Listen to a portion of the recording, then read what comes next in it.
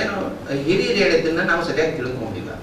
ಅದರಿಂದ ಜ್ಯೋತಿಷ್ಯವನ್ನು ನಾವು ಚೆನ್ನಾಗಿ ಅಭ್ಯಾಸ ಮಾಡಿದ್ರೆ ಜನ ನಮ್ಮನ್ನು ನಂಬ್ಕೊಂಡು ಬಂದವರು ಚೆನ್ನಾಗಿರ್ತಾರೆ.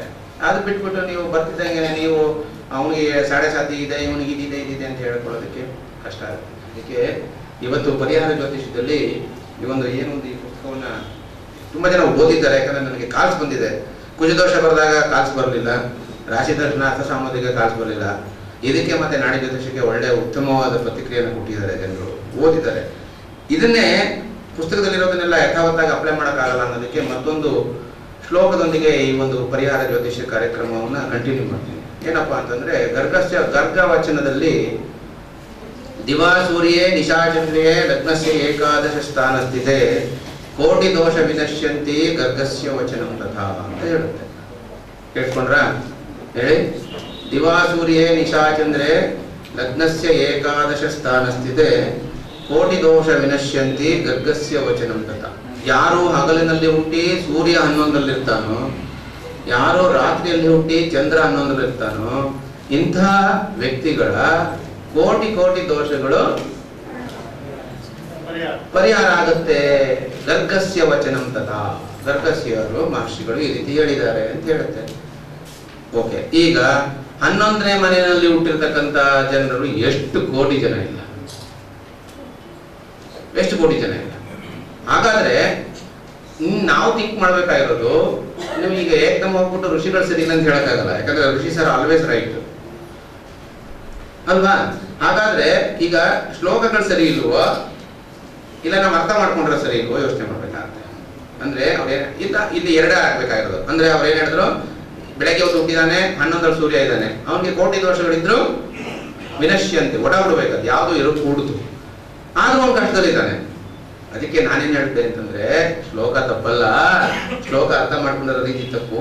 ಅವ್ರು ಹೇಳಿದ್ರು ಕೋಟಿ ದೋಷ ವಿನಶ್ಯಂತಿ ಗರ್ಗಸ್ಯ ವಚನಂ ಅಂತ. ಅವ್ರು ಹೇಳಿದ್ರು ಕೋಟಿ ದೋಷ ಹೋಗುತ್ತೆ ಅಂತ. ಆದ್ರೆ ನೀನ್ ಇನ್ನೂ ಕಷ್ಟ ಪಡ್ತಾ ಇದೀಯ ಅಂತಂದ್ರೆ ನೀನು ಎಷ್ಟು ಸಹಸ್ರ ಕೋಟಿ ಪಾಪ ಮಾಡಿರ್ಬೇಕು ಲೆಕ್ಕ ಹಾಕೋ. ಅದ್ರಲ್ಲಿ 1 ಕೋಟಿ ಕಮ್ಮಿ ಆಗಿದೆ. So you have to take in that sense. ಮುಹೂರ್ತದಲ್ಲಿ ಒಂದು ಬರುತ್ತೆ, ಲಗ್ನದಲ್ಲಿ ಗುರು ಇದ್ದರೆ ಲಕ್ಷ ದೋಷ ಪರಿಹಾರಗಳು.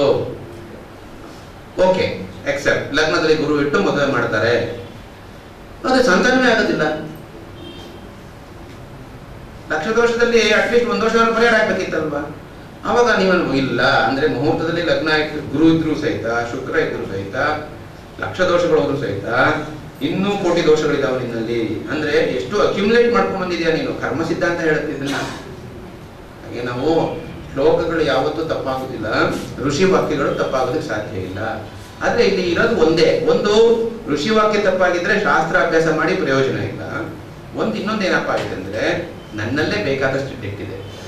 1 ಕೋಟಿ ದೋಷ ಹೋದ್ರೂ ಸಹಿತ ಸಹಸ್ರ ಕೋಟಿ ದೋಷಗಳನ್ನ ನಾನು ಪಡ್ಕೊಂಡಿದ್ದೇನೆ.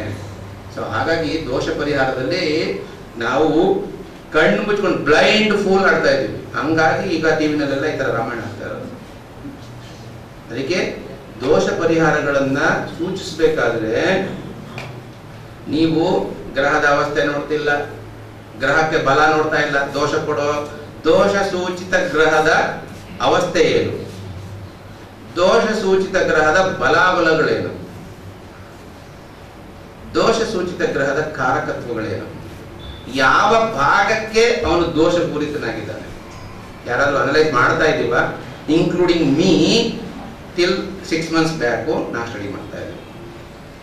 ಯಾಕಪ್ಪ ಹೇಳ್ತಾ ಇದ್ದೀನಿ ಅಂತಂದ್ರೆ, ಜ್ಯೋತಿಷಿ ಪ್ರತಿನಿತ್ಯ ಪ್ರತಿನಿತ್ಯ ಪ್ರತಿನಿತ್ಯ ಅಪ್ಡೇಟ್ ಮಾಡ್ಕೊಳ್ತಾನೆ ಇರ್ಬೇಕಾಗುತ್ತೆ. ಹಾಗಾಗಿ ದೋಷ ಸ್ವರೂಪ ಏನಿದೆ, ನಾನು ಅದನ್ನೇ ಹೇಳ್ತೀನಿ, ಕಂಟೆಂಟ್ಗಳನ್ನು ಹೇಳ್ಕೊಡ್ತೀನಿ. ದೋಷದ ಸ್ವರೂಪ ಹೇಗಿದೆ, ಎಷ್ಟು ಪ್ರಮಾಣದಲ್ಲಿದೆ ದೋಷ. ಓಕೆ, ಕಾಳಸರ್ಪ ದೋಷ ಇದೆ ಹೇಳ್ದ, ಎಕ್ಸ್ಪರ್ಟ್ ಅಸ್ಟ್ರಾಲಜರ್ ಹೇಳ್ದ, ಕಾಳಸರ್ಪ ದೋಷ ಇದೆ ಹೇಳ್ದ, ಪ್ರಮಾಣ ಎಷ್ಟು? ಪ್ರಮಾಣದ ಬಗ್ಗೆ ಯಾಕೆ ಜ್ಯೋತಿಷದವ್ರು ಮಾತಾಡ್ತಾ ಇಲ್ಲ? ಏನು ಮಾಡಿದ್ರೆ ಸರಿ ಹೋಗುತ್ತೆ, ಎಷ್ಟು ಪ್ರಮಾಣದಲ್ಲಿ ಮಾಡಬೇಕು? ಸೊ ದೋಷ ತೊಳ್ಕೊಳ್ಳೋದು ಅಂತಂದ್ರೆ ಕೊಳೆ ತೊಳ್ಕೊಳ್ಳೋದು ಅಂತ ಅರ್ಥ. ಕೊಳೆ ಎಷ್ಟು ಪ್ರಮಾಣದಲ್ಲಿ ಆಗಿದೆ ಅನ್ನೋದ್ರ ಮೇಲೆ ನೀವು ಹಾಕುವ ಸರ್ಫ್ ಎಕ್ಸೆಲ್ ಪೌಡರು, ಅದ್ರ ಮೇಲೆ ಹಾಕುವ ಇನ್ನೊಂದು ಪೌಡರ್ ಡಿಪೆಂಡ್ ಆಗಿರುತ್ತೆ, ಅಥವಾ ಎಷ್ಟೊತ್ತಿ ವಾಶ್ ಮಾಡಬೇಕು ಅಂತ ಡಿಪೆಂಡ್ ಆಗಿರುತ್ತೆ. ಪ್ರಮಾಣದ ಬಗ್ಗೆ ಇಷ್ಟಿಷ್ಟು ಪ್ರಮಾಣದಲ್ಲಿ ದೋಷ ಇದೆ. ಜನಗಳಿಗೆ ಏನಾಗಿದೆ, ಅಮ್ಮ ನಿಮ್ಗೆ ರಾಹುಕೇತು ದೋಷ ಇದೆ, ಕಾಳಹಸ್ತಿಗೆ ಹೋಗ್ಬಿಟ್ಟು ಬನ್ನಿ, ಆಯ್ತು, ಅಲ್ಲಿ ಏನು?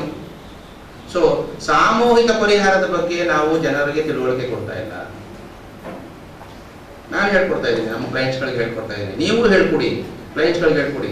ಸಾಮೂಹಿಕ ಪರಿಹಾರ ಯಾವ ಸಂದರ್ಭದಲ್ಲಿ ಮಾಡಬೇಕು? ಏನೇ ನಿಂಬಡಿ ಫ್ರಮ್ ದಿ ಆಡಿಯನ್ಸ್, ಸಾಮೂಹಿಕ ಪರಿಹಾರ ಯಾವುದಕ್ಕೋಸ್ಕರ ಮಾಡಬೇಕು ಹೇಳಿ, ಯಾರು ಗೊತ್ತಿದೆ ಹೇಳಿ. ದೇಶದ ರಕ್ಷಣೆ, ನಿಮ್ಮ ಸ್ಥಳದ ಉದ್ಧಾರಕ್ಕಾಗಿ, ನೀವು ವಾಸ ಸ್ಥಳದ ಉದ್ಧಾರಕ್ಕಾಗಿ ಮಾಡಬೇಕು. ಅದರಲ್ಲಿ ಸ್ವಾರ್ಥ ಕೇಳಬಾರ್ದು. ನನ್ನ ಜಾತಕ ದೋಷನ 50 ರೂಪಾಯಿ ಕೊಟ್ಬಿಟ್ಟು 50 ರೂಪಾಯಿನಲ್ಲಿ ಹೋಗ್ಬಿಟ್ಟು ಅಲ್ಲಿ ಹೋಗ್ಬಿಟ್ಟು ಸಂಕಷ್ಟ ಹೊತ್ತಿನಲ್ಲಿ ಹೋಗ್ಬಿಟ್ಟು ಗಣಪತಿ ಪೂಜೆ ಮಾಡಿಬಿಟ್ಟು ಕೇತು ಶಾಂತಿ ಆಗೋಯ್ತು ನನಗೆ ಅಂತ ತಿಳ್ಕೊಂಬರೋದು ಮೂಢನಂಬಿಕೆಗಳು. ಅದರಿಂದ ಸಾಮೂಹಿಕ ಪರಿಹಾರಗಳು ದೇಶದ ಅಥವಾ ಊರಿನ ಪರಿಸ್ಥಿತಿಯ ಒಂದು ವಾತಾವರಣವನ್ನು ಉದ್ಧಾರ ಮಾಡಲಿಕ್ಕೆ ನೀವು ಸಾಮೂಹಿಕವಾಗಿ ಮಾಡಬೇಕು. ಸಾಮೂಹಿಕ ಜಪಗಳು, ಸಾಮೂಹಿಕ ಹೋಮಗಳು, ಸಾಮೂಹಿಕವಾಗಿ ಮಾಡ್ತಕ್ಕಂಥದ್ದೆಲ್ಲ ಅಲ್ಲಿಗೋಸ್ಕರ ಮೀಸಲು. ಯಾಕೆಂದ್ರೆ ದೇಶ ಸಂಕಷ್ಟದಲ್ಲಿದ್ದಾಗ ನಾವೆಲ್ಲ 1 ರೂಪಾಯಿ ಕೊಟ್ಬಿಟ್ರೆ ಅಷ್ಟು ಕೋಟಿ ರೂಪಾಯಿ ಕಲೆಕ್ಷನ್ ಆಗ್ತದೆ. So it is going to use for desha. So ಹಾಗಾಗಿ ಸ್ವರೂಪ ಗೊತ್ತಿಲ್ಲ, ಕಾಲ ಗೊತ್ತಿಲ್ಲ, ಪ್ರಮಾಣ ಗೊತ್ತಿಲ್ಲ, ಯಾವ ಭಾವ ಕೊಡಿತಾ ಇದೆ ಗೊತ್ತಿಲ್ಲ, ನಿಜವಾಗ್ಲೂ ಅವನೇ ದೋಷಕಾರಕನ ಗೊತ್ತಿಲ್ಲ. ಗ್ರಹಗಳನ್ನ ಒಬ್ಬ ಜ್ಯೋತಿಷಿ ಎಷ್ಟು ಬೈತಾ ಇದ್ದಾನೆ ದಿನಕ್ಕೆ ಅಂತಂದ್ರೆ ಅಷ್ಟು ಪಾಪಗಳನ್ನ ಕಟ್ಕೊಳ್ತಾರೆ. ನಾನು ನಿಮ್ಗೆ ಅದನ್ನೇ ಹೇಳ್ಕೊಡೋದು ಅಷ್ಟೇ, ಏನಿಲ್ಲ. ನೀವು ಪಾಪ ಕಟ್ಕೋಬೇಡಿ ಗ್ರಹಗಳನ್ನ ಬೈದು. ನೀವು ಗ್ರಹಗಳನ್ನ ಸೂಚಕರು ಅಂತ ಯೂಸ್ ಮಾಡಿ ದಯವಿಟ್ಟು. It's my personal request. ನೀವು ಗ್ರಹಗಳು ಸೂಚಕರು, ಸೂರ್ಯ ಗಂಡಲ್ಲ, ಪುರುಷ ಸೂಚಕ ಗ್ರಹ ಅಷ್ಟೇ. ಸೊ ಸೂಚಕ ಸೂಚಕ ಸೂಚಕ ಅನ್ನೋದನ್ನ ಜಾಸ್ತಿ ಅಭ್ಯಾಸ ಮಾಡಿ ಇದು ಸೂಚಿಸುತ್ತೆ ಅಂತ ಹೇಳಿ, ದೆನ್ ಓನ್ಲಿ ಗ್ರಹದ ಬೆನಿಫಿಟ್ ನಿಮಗೆ ಸಿಗುತ್ತೆ. ಇಲ್ಲ ಅಂದ್ರೆ ಏನಾಗುತ್ತೆ ಹೇಳಿ, ಸುಮ್ಮನೆ ಈಗ ನೋಡಿ 2ನೇ ಮನೆಯಲ್ಲಿ ಕುಜ ಕೂತಿಯಾನೆ ಅಂತ ಇಟ್ಕೊಳ್ಳಿ. ಯಾವ್ದೋ ಒಂದು ಜಾತಕಕ್ಕೆ 2ನೇ ಮನೇಲಿ ಕುಜ ಕೂತಿಯಾನೆ. ಆ ಕುಜ ಕೂತಿದ್ದಾಗ ಏನಾಗುತ್ತೆ, ನಿನಗೆ ಕುಜ 2ನೇ ಮನೇಲಿ ಕೂತಿರೋದ್ರಿಂದ ನಿನಗೆ ಕುಜ ಹಾಗೆ ಮಾಡ್ತಾನೆ ಹೀಗೆ ಮಾಡ್ತಾನೆ. ಪಾಪ ಅವ್ನು ಏನೂ ಮಾಡೇ ಇರೋದಿಲ್ಲ. ಕೆಲವೊಂದು ಸಂದರ್ಭದಲ್ಲಿ ನಾವು ನೋಡಿದೀವಿ, ಕುಜ will be simply sitting in the second house, but is not the ಪ್ರೇರಕ for the effect of that house. ಬೇರೆ ಯಾವ್ದೋ ಗ್ರಹ ಕೊಟ್ಟಿರುತ್ತೆ, ಶುಭ ಗ್ರಹನೇ ಕೊಟ್ಟಿರುತ್ತೆ. ನಾವೇನ್ ಮಾಡ್ತೀವಿ, ಕುಜನ ಹೇಳ್ತಾರೆ. ಅವಾಗ ಅವ್ನಿಗೆ ಏನಾಗುತ್ತೆ, ನೋಡೋ ನಾನು ಸುಮ್ಮನೆ ಕೂತಿದ್ರು. ಈಗ ನೀವು ಸುಮ್ಮನೆ ಕೂತಿದ್ದವ್ರು ನಾನು ಕಂಪ್ಲೇಂಟ್ ಹೇಳಿದ್ರೆ ನಿಮ್ಗೆ ಏನ್ ಅನ್ಸುತ್ತೆ? ನಾನು ಸುಮ್ಮನೆ ಕೂತಿದ್ರು ನಿಂಗೆ ಮಾಡ್ತಾನಲ್ಲ ಅನ್ಸುತ್ತೆ, ನಿಮ್ಗೆ ಈಗ ಬೇಜಾರಾಗುತ್ತೆ. ಇನ್ನು ಇಂಥ ಜ್ಯೋತಿಷಿಗಳು ಎಷ್ಟು ಜನ ಇದ್ದಾರೆ ಪ್ರಪಂಚದಲ್ಲಿ, ಅವರೆಲ್ಲ ಕುಜನ ಸುಮ್ಮನೆ ಮೀಡ್ತಾ ಇದ್ರೆ ಅವ್ನು ಎಲ್ಲೋ ಹೋಗ್ಬೇಕು. ಸೊ ಅವನು ಅಲ್ಲಿ ಇದ್ದಾಕ್ಷಣನೇ ಅವನು ತಪ್ಪು ಅಂತ ತಿಳ್ಕೊಳ್ಬಾರ್ದು. ಸೊ ಇದನ್ನ ಜ್ಯೋತಿಷದವ್ರು ಫಸ್ಟ್ ಗಮನಿಸ್ಬೇಕು. ಯಾಕಂದ್ರೆ ಇದೆಲ್ಲ ದೋಷ ಪರಿಹಾರದಲ್ಲಿ ನಿಮ್ಗೆ ಏನಾಗುತ್ತೆ ಗೊತ್ತಾ, ಒಂದು ಬ್ಲೈಂಡ್ ಫೋಲ್ಡ್ ಆಡ್ತಾ ಇದೀವಿ. ಏನಂತಂದ್ರೆ ಸ್ವಾಮಿ ನನ್ನ ಮಗ ಓದ್ತಾ ಇಲ್ಲ, ಅಲ್ಲಿ 5 ಮೇಲೆ ಪೂಜಾ ಕೂತಿರ್ತಾನೆ, ಅವ್ನ ಪಾಪ ಅವನೇನು ಮಾಡೇ ಇರೋದಿಲ್ಲ. 5 ಮೇಲೆ ಪೂಜಾ ಕೂತಿದ್ದಾನೆ, ಅದರಿಂದ ನಿನಗೆ ಆ ಶಾಂತಿ ಈ ಶಾಂತಿ ಎಲ್ಲ ಡಬ್ ಡಬ್ ಡಬ್ ಡಬ್ ಅಂತ ಬರ್ಡ್ ಅವನ್ನ ಓಡಿಸ್ಬೋದು. ಬಟ್ ಇನ್ಫ್ಯಾಕ್ಟ್ ಅವನಿಗೆ ಬುಧ ಚೆನ್ನಾಗಿರಲ್ವೋ ಅಥವಾ ಗುರು ಚೆನ್ನಾಗಿರಲ್ವೋ, ಇನ್ನೇನೋ ಸಂದರ್ಭದಲ್ಲಿ ಅವನಿಗೆ ಎಜುಕೇಶನ್ ಬರ್ತಾ ಇರೋದಿಲ್ಲ. Puja is not at all participating in the 5th house. ಅಲ್ಲಿದ್ದ ಮಾತ್ರಕ್ಕೆ ದೋಷಗಳನ್ನು ಹೇಳಕೂಡದು. ಸೊ ಇದನ್ನೆಲ್ಲ ನಾವು ಜ್ಯೋತಿಷದವ್ರು ಪ್ರಾಕ್ಟೀಸ್ ಮಾಡಬೇಕು. This is called systematic study of astrology. ಅದು ಬಿಟ್ಬಿಟ್ಟು ಈಗ ಸಪೋಸ್ ಈಗ ಅವಸ್ಥೆ, ದೋಷ ಸೂಚಿತ ಗ್ರಹದ ಅವಸ್ಥೆ ಪರ್ಟಿಕ್ಯುಲರ್ ವರ್ಗ ಕುಂಡಲಿನಲ್ಲಿ ನಿದ್ರಾವಸ್ಥೆನಲ್ಲಿ ಇತ್ತು ಅಂತ ಇಟ್ಕೊಳ್ಳಿ. ನಿಮ್ಗೇನಾರು ಒಂದು ಗ್ರಹದಿಂದ ದೋಷ ಸೂಚಿತವಾಯ್ತಪ್ಪ, ಆ ದೋಷ ಸೂಚಿತ ಗ್ರಹ ಸಪೋಸ್ ಈಗ 5ನೇ ಮನೆಯಲ್ಲಿ ಭಾವಕುಂಡಲಿನಲ್ಲಿ 5ನೇ ಮನೆಯಲ್ಲಿ ಕುಜ ಇದ್ದ, ಅವನು ಚತುರ್ವಿಂಶಾಂಶ ಕುಂಡಲಿನಲ್ಲಿ ನಿದ್ರಾವಸ್ಥೆಗೆ ಹೋಗಿದ್ದ. ಅವನು ಏನು ಆರಂಭ ಮಾಡುದಿಲ್ಲ ಪಾಪ ಅವನು, ಯಾಕಂದ್ರೆ ನಿದ್ರಾವಸ್ಥೆನಲ್ಲಿ ನಮ್ಮ ಫಲ ಏನು, ಈಸ್ ಎ ವೀಕ್ ಪ್ಲಾನೆಟ್. ಅವನು ದೋಷ ಕೊಡೋದೇ ಇಲ್ಲ, ಬೇರೆ ಯಾರೋ ಕೊಡ್ತಾ ಇರ್ತಾರೆ. ಆದ್ರೂ ಸಹಿತ we are telling that Kuja is giving A problem. ಇದನ್ನ ಆಧಾರ ಮಾಡಿ ಈ ಒಂದು ಪರಿಹಾರ ಜ್ಯೋತಿಷ್ಯ ಪುಸ್ತಕವನ್ನ ಮಾಡಿದ್ವಿ. ಅದರ ಕಂಟೆಂಟ್ಸ್ ಇರುತ್ತೆ. ಯಾಕೆಂದ್ರೆ ಅದನ್ನೇ ನಾನು ಮುಂದುವರೆಯುವ ಮುನ್ನ ನೀವು ಥಿಂಕ್ ಮಾಡಬೇಕು. ಯಾಕಂತಂದ್ರೆ ಇಲ್ಲಿ ದೋಷದನ್ನ ನಾವೇನ್ ಮಾಡ್ತಾ ಇದೀವಪ್ಪ ಅಂತಂದ್ರೆ, ಮತ್ತೆ ಯಾಕೆ ಕೊಟ್ಟರು ಅದನ್ನೆಲ್ಲ ಜ್ಯೋತಿಷ್ ಟೆಕ್ಸ್ಟ್ ಅಲ್ಲಿ? ಕರ್ಮ ಸಿದ್ಧಾಂತ ಯಾಕೆ ಕೊಟ್ಟರು? ಕರ್ಮ ಸಿದ್ಧಾಂತವೇ ಇದ್ರೆ ಇದು ಸಂಚಿತದಿಂದ ಬಂದಿದ್ಯಾ ಅಥವಾ ಪ್ರಾರಬ್ಧದಲ್ಲಿ ಆಪರೇಟ್ ಆಗ್ತಾ ಇದೆಯಾ, ಇಲ್ಲ ಆಗಾಮೇಲೆ ಕೂತ್ಕೊಂಡಿದ್ಯಾ ಹೇಳ್ತಾ ಇಲ್ಲ. ಅದನ್ನ ಐಡೆಂಟಿಫೈ ಮಾಡ್ತಾ ಇಲ್ಲ. ಸೊ ತ್ರಿತಾಪಗಳನ್ನು ನೋಡ್ತಾ ಇಲ್ಲ. ತ್ರಿತಾಪಗಳು ಯಾಕಂದ್ರೆ ಒಂದೇ ಗ್ರಹ ನಮಗೆ ಆದಿಭೌತಿಕ, ಆದಿದೈವಿಕ, ಆಧ್ಯಾತ್ಮಿಕ ಮೂರಲ್ಲೂ ಬರುತ್ತೆ. ಆದಿದೈವಿಕದ ದೋಷ ಇದೆಯಾ, ಆಧ್ಯಾತ್ಮಿಕದ ದೋಷ ಇದೆಯಾ, ಆದಿಭೌತಿಕ ದೋಷ ಇದೆಯಾ ನೋಡ್ತಾ ಇಲ್ಲ. ಸೊ ನಾವೇನ್ ಮಾಡ್ತಾ ಇದ್ದೀವಿ, ಸುಮ್ಮನೆ ಮೇಲೆ ನೋಟಕ್ಕೆ ನೋಡಿ ನಾವು ದೋಷಗಳನ್ನ ನಿರ್ಣಯ ಮಾಡ್ತಾ ಇದ್ವಿ. ಅದಕ್ಕೆ ಶ್ಲೋಕಗಳು ಹೇಳಿರೋದನ್ನ ನೀವು ಮಾಡ್ತಾ ಇದ್ದಾಗೆ ಅವನು ಸೂಚಿತ ಅವನು ಕೊಡ್ತಕ್ಕಂಥ ದೋಷದ ಪ್ರಮಾಣಗಳು ಕಡಿಮೆ ಆಗ್ತದೆ, ಇದು ತಿಳ್ಕೊಳ್ಬೇಕು. ಅದನ್ನ ತಿಳ್ಕೊಳಕ್ ಒಂದು ಎಲ್ಲೋ ಹೋಗ್ಬೇಕು, ತಿರ್ಗಾ ಬೇಸಿಕ್ ಅಸ್ಟ್ರಾಲಜಿಗೆ ಹೋಗ್ಬೇಕು. ನಾವು ಬೇಸಿಕ್ ಅಸ್ಟ್ರಾಲಜಿ ಕಲ್ತಿದೀವ? ಇಲ್ವೇ ಇಲ್ಲ. ನಾವು ಹೋಗೋದು ಬೇಸಿಕ್ ಅಸ್ಟ್ರಾಲಜಿ ಕ್ಲಾಸ್ಗೆ, you start predicting from the day one we enter the astrology class. So ಅದರಿಂದ ಅವಸ್ಥೆಗಳ ಬಗ್ಗೆ ಅರಿವಿಲ್ಲ, ವರ್ಗ ಕುಂಡಲಿಗಳ ಬಗ್ಗೆ ಅರಿವಿಲ್ಲ, ಷಡ್ಬಲಗಳ ಬಗ್ಗೆ ಅರಿವಿಲ್ಲ. ಇದು 3 ಪ್ರಧಾನ ಟೂಲ್ಗಳು ಪ್ರಿಡಿಕ್ಟಿವ್ ಕೊಡ್ಬೇಕಾದ್ರೆ. ಸೊ ಅದರಿಂದ ದೋಷ ಸೂಚಿತ ಗ್ರಹದ ಬಲಗಳನ್ನ ಷಡ್ಬಲದಿಂದನೂ, ಅದರ ಅವಸ್ಥೆಯನ್ನ ಅವಸ್ಥೆಗಳಿಂದಲೂ, ಯಾವ ಭಾಗಕ್ಕೆ ಹೊಡೆಯುತ್ತೆ ಅನ್ನೋದನ್ನ ವರ್ಗ ಕುಂಡಲಿಯಿಂದನೂ ತಿಳಿದು, ಯಾವ ಆಧಾರದಲ್ಲಿ ಯಾವ ದಶಾಭುಕ್ತಿನಲ್ಲಿ ಬರುತ್ತೆ ಅನ್ನೋದನ್ನ ದಶಾಭುಕ್ತಿ ಕಾಲದಲ್ಲಿ ಹೇಳಬೇಕಾಗುತ್ತೆ. ಇದು ಸಿಸ್ಟಮ್ಯಾಟಿಕ್ ಪ್ರೊಸೀಜರ್. ಅಂದ್ರೆ ಇಡೀ ಪುಸ್ತಕದಲ್ಲಿ ಇರೋದನ್ನೆಲ್ಲ ನಾನು ಪಾಠ ಮಾಡೋಕ್ಕಾಗಲ್ಲ. ಪುಸ್ತಕದಲ್ಲಿ ಕೆಲವು ಸೂಕ್ಷ್ಮಗಳನ್ನ ತಿಳಿ ಹೇಳಿರೋದ್ರಿಂದ, ಅದು ಅರ್ಥ ಆಗದೆ ಇರೋದ್ರಿಂದ ಅದನ್ನು ತಿಳಿಸ್ಕೊಡ್ಬಲ್ಲೆ. ಅದನ್ನ ನೀವು ಓದಿದ್ರೆ 100% you will be succeeded in the identifying the dosha. First identification of the dosha, then the parihara. So ದೋಷ ಐಡೆಂಟಿಫಿಕೇಶನ್ ಆಗಬೇಕು. ಸೊ ಹಾಗಾಗಿ ಈ ಪರಿಹಾರ ಜ್ಯೋತಿಷ್ಯ ಅಂತದ್ದು ಅಷ್ಟು ಸುಲಭ ಅಲ್ಲ. ಯಾಕಂದ್ರೆ ಪರಿಹಾರವನ್ನು ನೋಡ್ಬೇಕಾದಾಗ ಒಂದೇ, ಈಗ ನಮ್ಮಲ್ಲಿ ಏನಾಗಿದೆ ಅಂತಂದ್ರೆ we take only birth lagna kundali and we start predicting things. With respect to lagna kundali Surya may be good, but with respect to dashamsha he may be ಬ್ಯಾಡ್. ಅದನ್ನ ನೋಡ್ತಾ ಇಲ್ಲ. ವಿತ್ ರೆಸ್ಪೆಕ್ಟ್ ಟು ದಿ ಈಗ ಮನೆ ವಿಷಯಕ್ಕೆ ಆದ್ರಿಂದ ದೋಷ ಹೋಗಿಲ್ಲ ಅಂತಂದ್ರೆ ಒಂದು ತಿಳ್ಕೊಳ್ಳಿ, ದೋಷ ಹೋಗದೆ ಇರೋದಕ್ಕೆ ಕಾರಣ ಎರಡೇ. ಒಂದು, ದೋಷದ ಪ್ರಮಾಣ ಹೆಚ್ಚಿದ್ದು ನಾವು ಮಾಡೋ ಪರಿಹಾರ ಪ್ರಮಾಣ ಕಡಿಮೆ ಇರುತ್ತೆ, ಇದು ಒಂದು ಅಂಶ. ಇನ್ನೊಂದು, ಮಾಡ್ಸಕ್ ಬೋದಿದ್ದವನು ಪರಿಹಾರ ಮಾಡಿಸಿರ್ತಾನೆ, ಇದು ಎರಡನೇ ಅಂಶ. ಈ ಎರಡನೇ ಅಂಶದವರು ಇವತ್ತು ಸೊಸೈಟಿನಲ್ಲಿ ಜಾಸ್ತಿ ಜನ ಇದ್ದಾರೆ. ಏನ್ ಮಾಡ್ಬೇಕು ಗೊತ್ತಿಲ್ಲ. ನಮ್ಮಲ್ಲಿ ಬರೋರೆಲ್ಲ ಹೇಳ್ತಾರೆ, ಏನು ಅಯ್ಯೋ ನಮ್ಮ ಆಚಾರ ತುಂಬಾ ಚೆನ್ನಾಗಿ ರಂಗೋಲಿ ಹಾಕಿದ್ರು. ರಂಗೋಲಿಗೂ ನಿಮ್ ಪರಿಹಾರಕ್ಕೂ ಏನ್ ಸಂಬಂಧ? ಇದೊಂದು. ಇನ್ನು ಸಾರ್ವಜನಿಕರಲ್ಲಿ ಇರ್ತಕ್ಕಂಥ ಒಂದು ಮೂಢನಂಬಿಕೆ ಅದು ಏನಪ್ಪಾ ಅಂತಂದ್ರೆ, ನೀವೆಲ್ಲ ಹೇಳ್ಬೇಕು, ನಿಮ್ಮ ಕ್ಲೈಂಟ್ಸ್ಗಳಿಗೆ ಹೇಳ್ಬೇಕು.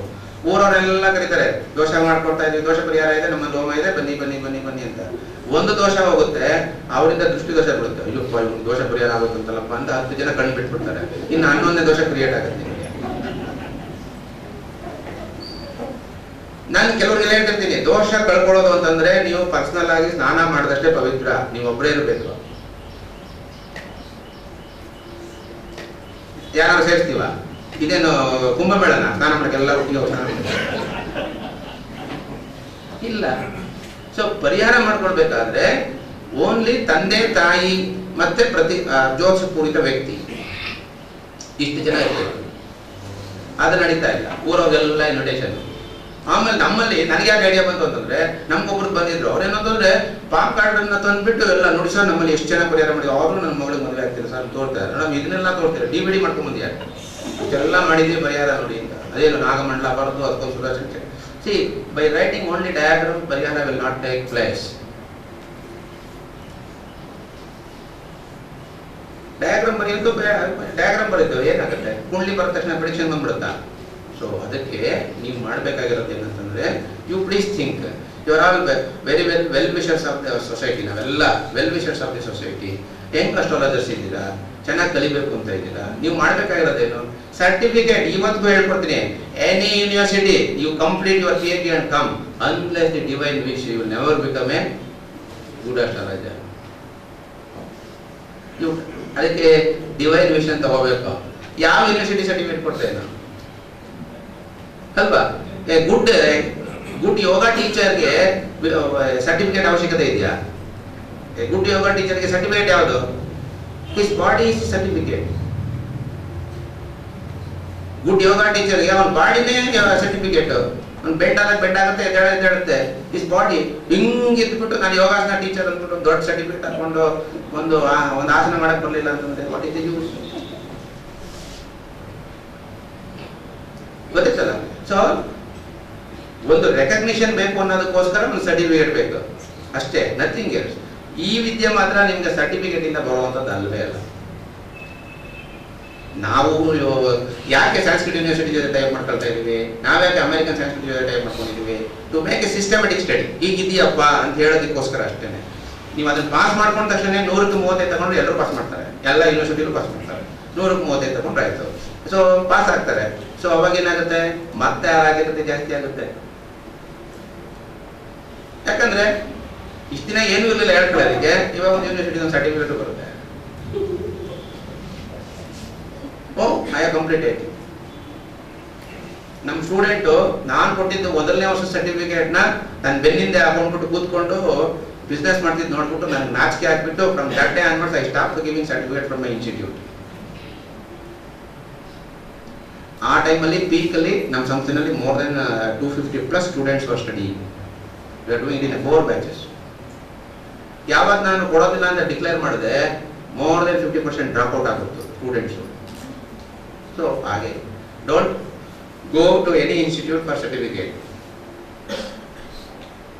ನೋಡಿ, ಜ್ಯೋತಿಷಿ ಒಬ್ಬ, ನಾನು ಬಂದು ನಿಂತ್ಕೊಂಡೆ ಹೀಗೆ ನೋಡಿ, ಜ್ಯೋತಿಷಿ ಕನ್ನಡಿ ಥರ ಕೇಳಕ್ಕೆ ಬರೋನು ಮನುಷ್ಯ ಕನ್ನಡಿ ಮುಂದೆ ನಿಂತ್ಕೋತಾನೆ. ನೀವು ಅವನಿಗೆ ಕನ್ನಡಿ ಮುಖಾಂತರ ಅವನಿಗೆ ಹೇಳ್ಕೊಡ್ಬೇಕು, ಇವ್ರ ದೋಷ ಇಸ್ ಲೈಕ್ ದಿಸ್ ಅಂತ ನೀವು ರಿಫ್ಲೆಕ್ಟ್ ಮಾಡಿ ಹೇಳಬೇಕು. ದೋಷದ ವ್ಯಕ್ತಿ ಕನ್ನಡಿ ಮುಂದೆ ಬಂದು ನಿಂತ್ಕೊಂಡಾಗ ಅವ್ನು ಕಾಣಿಸ್ಬೇಕು ಅಂತಂದ್ರೆ ಒಂದು ಲೈಟ್ ಅವಶ್ಯಕತೆ ಇರುತ್ತೆ. That is divine. The divine focus. ಈಗ ಜ್ಯೋತಿಷಿ ಹತ್ರ ಹೋಗ್ಬೋದು ಕೇಳಕ್ಕೆ, ಜ್ಯೋತಿಷಿ ಮುಂದೆ ನಿಂತ್ಕೋಬಹುದು ನೀವು. ಆ ಡಿವೈನ್ ಲೈಟ್ ಆ ಟೈಮಲ್ಲಿ ಬಿಡ್ಲಿಲ್ಲ ಅಂತಂದ್ರೆ ನಿಮ್ಗೆ ಕರ್ಮ ರಿಫ್ಲೆಕ್ಟ್ ಆಗಲ್ಲ. ಅದಕ್ಕೆ the light is required, that is the divine light. So we try to gain the divine light. So then it is easy for the dosha parihara. ಇಲ್ಲಾಂದ್ರೆ ನಿಮ್ಗೆ ದೋಷ ಸೂಚನೆಗೆ ಆಗೋದೇ ಇಲ್ಲ. ಸೊ ಅದಕ್ಕೆ ದೋಷ ಸೂಚನೆ ಇದೆಯಲ್ಲ ತುಂಬಾ ಗಂಭೀರವಾದ. ಸುಮ್ಮನೆ ಇಲ್ಲದೆ ಇರೋ ಗ್ರಹಗಳಿಗೆಲ್ಲ ದೋಷ ಹೇಳ್ಬೇಡಿ. ನಿಮ್ಮ ಜಾತಕದ ಸಾಮರ್ಥ್ಯ ಕಮ್ಮಿ ಆಗುತ್ತೆ, ಹಿಂಗೆ ಹೇಳ್ಕೊತೀನಿ, ನಂದು ಕಮ್ಮಿ ಆಗುತ್ತೆ. ಯಾಕೆ ಹೇಳಿ, ನಾನು ಇಲ್ಲದೆ ಇರೋದನ್ನೆಲ್ಲ ಹೇಳ್ತಾ ಇದ್ರೆ ನನ್ನಲ್ಲಿರ್ತಕ್ಕಂಥ ಪಾಸಿಟಿವ್ನೆಸ್ ಕಮ್ಮಿಯಾಗಿ ನಾನು ಒಂದು ದಿನ ತಪ್ಪು ದಾರಿಗೆ ಹೋಗುತ್ತೆ. ಯಾವ ಜ್ಯೋತಿಷ್ಯ ಕುಟುಂಬ ತೊಂದರೆಗೆ ಸಿಗಾಕೊಂಡಿದೆಯೋ ಅವನು ಜ್ಯೋತಿಷ್ಯವನ್ನ ಮಿಸ್ಯೂಸ್ ಮಾಡಿದ್ದಾನೆ. ಇದು ಸಿದ್ಧ ಅಂತ ಬರ್ಕೊಳ್ಳಿ. ನನಗೊಂದ್ಸತಿ ಯೋಚನೆ ಮಾಡ್ತು, ನಮ್ಮಲ್ಲಿ ನನಗೆ ತುಂಬಾ ಕಾಮೆಂಟ್ಸ್ ಬರೋಕ್ಕೆ ಶುರು ಆಯ್ತು ನಮ್ಮ ಫ್ಯಾಮಿಲಿಯಿಂದ. ಜ್ಯೋತಿಷ್ಯದ ಮನೆಯವ್ರು ಯಾರು ಉದ್ಧಾರ ಆಗಲ್ಲ, ಇವನು ಯಾಕೆ ಹೋದ. ನಮ್ಮ ಅಮ್ಮಂಗೆಲ್ಲ ತಲೆ ಕೆಟ್ಬಿಟ್ಟಿದ್ರು, ನಮ್ಮ ಹೆಂಡತಿಗೆಲ್ಲರೂ ತಲೆ ಕೆಟ್ಟು. ನನ್ನ ಹತ್ರ ಬಂದು ಹೇಳೋದು ಧೈರ್ಯ ಇಲ್ಲ. ನನಗೆ ಇದುವರೆಗೆ ಯಾರು ಎದುರುಗಡೆ ಮಾತಾಡಲ್ಲ, ಎಲ್ಲ ಬಿಹೈಂಡ್, ಎಲ್ಲ ಅಶರೀರವಾಣಿಗಳು ಹಿಂದೆ ನುಡಿತವೆ ಅಷ್ಟೇ, ಮುಂದೆ ಗೊತ್ತಾಗೋದು ಕೇಳಿಸೋದೇ ಇಲ್ಲ ನನಗೆ. ಸೊ ನಾನು ಮನೆಗೆ ಹೋದ್ರೆ ಪ್ರಾಬ್ಲಮ್ ಶುರು. ಓ ಜ್ಯೋತಿಷ್ಯವ್ರ ಮನೆ ಹಂಗಾಗತ್ತಂತೆ ಹಿಂಗಾಗತ್ತಂತೆ. ನಾನು ಯೋಚನೆ ಮಾಡಕ್ಕೆ ಶುರು ಮಾಡಿದೆ. ನಾನು ನಮ್ಮ ಗುರುಗಳಿಗೆ ಕೇಳಿದೆ ಒಂದೇ ಒಂದು, ಜ್ಯೋತಿಷ ಶಾಸ್ತ್ರ ಒಂದು ಉತ್ತಮ ಶಾಸ್ತ್ರ, ನಾನು ಅದನ್ನು ಒಬ್ಬ ವ್ಯಕ್ತಿಯ ಅಭ್ಯುದಯಕ್ಕಾಗಿ ಬಳಸ್ತಾ ಇದ್ದೀನಿ, ಆದ್ರಿಂದ ನನಗೆ ಕೆಟ್ಟದಾಗತ್ತೆ ಅಂತಂದ್ರೆ ಅದು ಶಾಸ್ತ್ರವೇ ಅಲ್ಲ. ನಾನು ಅದನ್ನು ಮಿಸ್ಯೂಸ್ ಮಾಡ್ಕೊಂಡ್ರೆ ಮಾತ್ರ ನನಗೆ ಅದು ಕೆಟ್ಟದಾಗಬೇಕು. ನಾನು ಮಿಸ್ಯೂಸ್ ಅದಕ್ಕೆ ಹೇಳ್ತಾ ಇರೋದು, ನೀವು ಮಿಸ್ಯೂಸ್ ಮಾಡ್ಕೊಳ್ಳಿಲ್ಲ ಅಂದ್ರೆ ಅದು ನಿಮಗೆ ವರ, ನಿಮ್ಮ ವಂಶ ಪಾರಂಪರ್ಯವಾಗಿ ನಿಮ್ಮನ್ನು ಕಾಪಾಡ್ತೀವಿ ಜ್ಯೋತಿಷ ಶಾಸ್ತ್ರ. ನಾನಿವತ್ತು ಇಲ್ಲಿ ನಿಂತ್ಕೊಂಡು ಮಾತಾಡ್ತಿರ್ಬೋದು, ನಾನು ಒಬ್ಬ ವ್ಯಕ್ತಿಯ ಹಿತವನ್ನ ಕಾಪಾಡಿದ ಪಕ್ಷದಲ್ಲಿ ನನ್ನ ಸಂಸಾರದ ಹಿತವನ್ನ ಜ್ಯೋತಿಷ ಶಾಸ್ತ್ರದ ದೈವ ಕಾಪಾಡಲೇಬೇಕು. ಇದು ನನ್ನ ಸಿದ್ಧಾಂತ. ಅದಕ್ಕೆ ನಾನು ಧೈರ್ಯವಾಗಿ ಓಡಾಡ್ಕೊಂಡು ಮಾಡೋದು. ಇಲ್ಲ ನನಗೆ ಪುಕ್ಕಲ್ತನ ಇದ್ರೆ ಅಥವಾ ನಾನೇ ಏನೋ ಮಾಡಿ ನನ್ನ ಸಂಸಾರಕ್ಕೆ ಏನಾದ್ರು ಆಗ್ತಾ ಇದ್ರೆ ನಿಜವಾಗ್ಲೂ ನಾನು ಜ್ಯೋತಿಷ ಶಾಸ್ತ್ರನ ಸರಿಯಾಗಿ ಉದ್ಧಾರ ಮಾಡ್ತಾ ಇಲ್ಲ, ಅಥವಾ ಜ್ಯೋತಿಷ ಶಾಸ್ತ್ರದಿಂದ ನಾನು ವಿಮುಖನಾಗಿ ಬೇರೆ ರೀತಿ ಅದನ್ನ ಮಾಡ್ಕೊಳ್ತಾ ಇದ್ದೀನಿ ಅಂತ. ಸೊ ಅದಕ್ಕೆ ಇನ್ನು ಮುಂದೆ ನೀವು ಹೇಳಿ, ಗೊತ್ತಿದ್ರೆ ಮಾತ್ರ ದೋಷ ಹೇಳಿ. ಸುಮ್ಮನೆ ಹೇಳಿ ಆ ಗ್ರಹದ ದೋಷ ಈ ಗ್ರಹದ ದೋಷ ಹೇಳ್ಕೋಬೇಡಿ. Try to understand. ಈ 9 ತಿಂಗಳಲ್ಲಿ ನಿಮಗೆ ಜ್ಯೋತಿಷ್ಯದಲ್ಲಿ ಪಾಮಿಸ್ಟ್ರಿ ಹೇಗೆ ಕಲಿಸ್ತಾರೋ ಹಂಗೆ ದೋಷವನ್ನು ಐಡೆಂಟಿಫೈ ಮಾಡೋದು ಹೆಂಗೆ ಅಂತ ಜಾತಕ ತೋರಿಸ್ಕೊಡ್ತೀನಿ.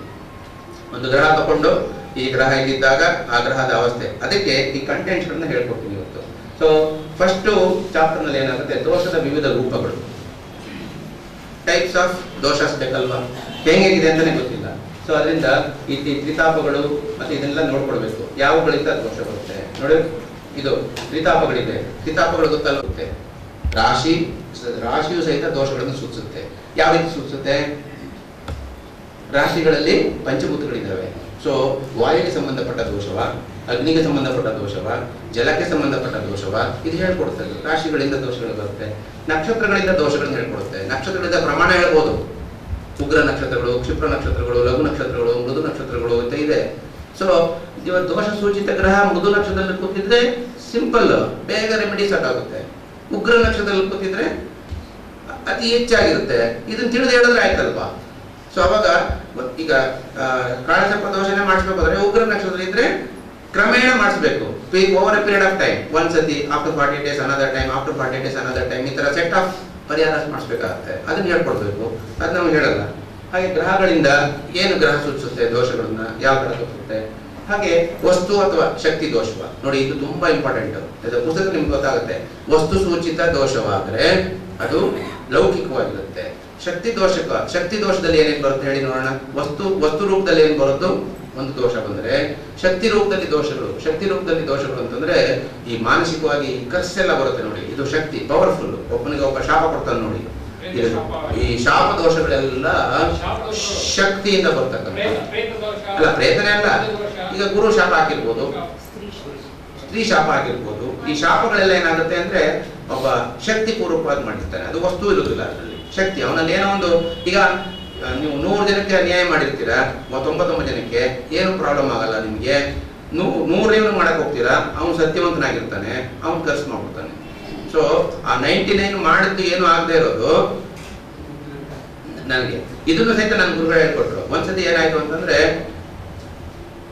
ಯಾಕೆ ಹೀಗೆ ಮಾಡ್ತಾರೆ ನಮ್ಮ ಗುರುಗಳೆಲ್ಲ, ಅವ್ರ ಸಂಸ್ಥೆಯಲ್ಲಿ ಓದಿರೋ ವಿದ್ಯಾರ್ಥಿಗಳು ಹೀಗೆ ಮಾಡ್ತಾರಲ್ಲ ಅಂದಾಗ ನಾವು ನೋಡಿ, ಗುರುಗಳಿಗೆ ಯಾಕೆ ಬೇಜಾರು ಮಾಡೋದು ಅಂತ ಇದೀವಿ. ಗುರುಗಳು ಬೇಜಾರು ಮಾಡ್ಕೊಂಡ್ರೆ ಗುರು ಶಾಪ ಬರುತ್ತಂತಲ್ವಾ ಅಂತ ನಾವು ಅವಾಗ LKG ಇದ್ದಾಗ ಹೀಗೆ ಹೇಳಿದಾಗ ನಮ್ಮ ಗುರುಗಳು ಕರೆಕ್ಟಾಗಿ ಕರೆದು ಹೇಳಿದ್ರು, ಬಾಯಲ್ಲಿ ಸುಮ್ಮನೆ ಶಾಪ ಹಾಕಿದ್ರೆ ಯಾರು ಏನೂ ಆಗೋದಿಲ್ಲ. ಅದಕ್ಕೆ ಶಾಪ ಕೊಡ್ಬೇಕಾದ್ರೆ ಗುರುಗೂ ಯೋಗ್ಯತೆ ಇರಬೇಕು. ಫಸ್ಟ್ ತಿಳ್ಕೊ, ಯೋಗ್ಯತೆ ಇರೋ ಗುರುವಿಂದ ಶಾಪ ತಗೋಬೇಡ. ಇಲ್ಲದಿದ್ರೆ ಏನ್ ಶಾಪ ಹಾಕಿದ್ರು ನಿಮ್ಗೆ ಏನಾಗಲ್ಲ, go and do it your duty ಅಂತ ಹೇಳ್ತಾರೆ. ಸೊ ಹಾಗೆ ಶಾಪ ಹಾಕ್ಬೇಕಾದ್ರೆ ಏನಾಗುತ್ತೆ, ಯೋಗ್ಯತೆ ಇರಬೇಕು. ಒಬ್ಬ ವ್ಯಕ್ತಿ 10 ಹೆಣ್ಮಕ್ಳನ್ನ ಹಾಳು ಮಾಡಿರ್ಬೋದು, ಅನ್ನೊಂದೇದು ಅನಾಚಾರಗಳನ್ನ ಮಾಡಿರ್ತಕ್ಕಂಥವನು 11ನೇದು ಮಾಡುವಾಗ ಅದು ಶಕ್ತಿಯಾಗಿದ್ದ ಸಂದರ್ಭದಲ್ಲಿ ಆ ಖರ್ಚು ನಿಮಗೆ ಹೊಡೆಯುತ್ತೆ. ಅದರಿಂದ ಶಾಪ ದೋಷಗಳು ಬರುತ್ತೆ. ಅದನ್ನೆಲ್ಲ ನಿಮಗೆ ವಸ್ತು ಮತ್ತೆ ಶಕ್ತಿ ದೋಷಗಳಲ್ಲಿ ತೋರಿಸ್ಕೊಟ್ಟಿದ್ದೀನಿ. ಇದು ಮೊದಲನೇ ಚಾಪ್ಟರ್.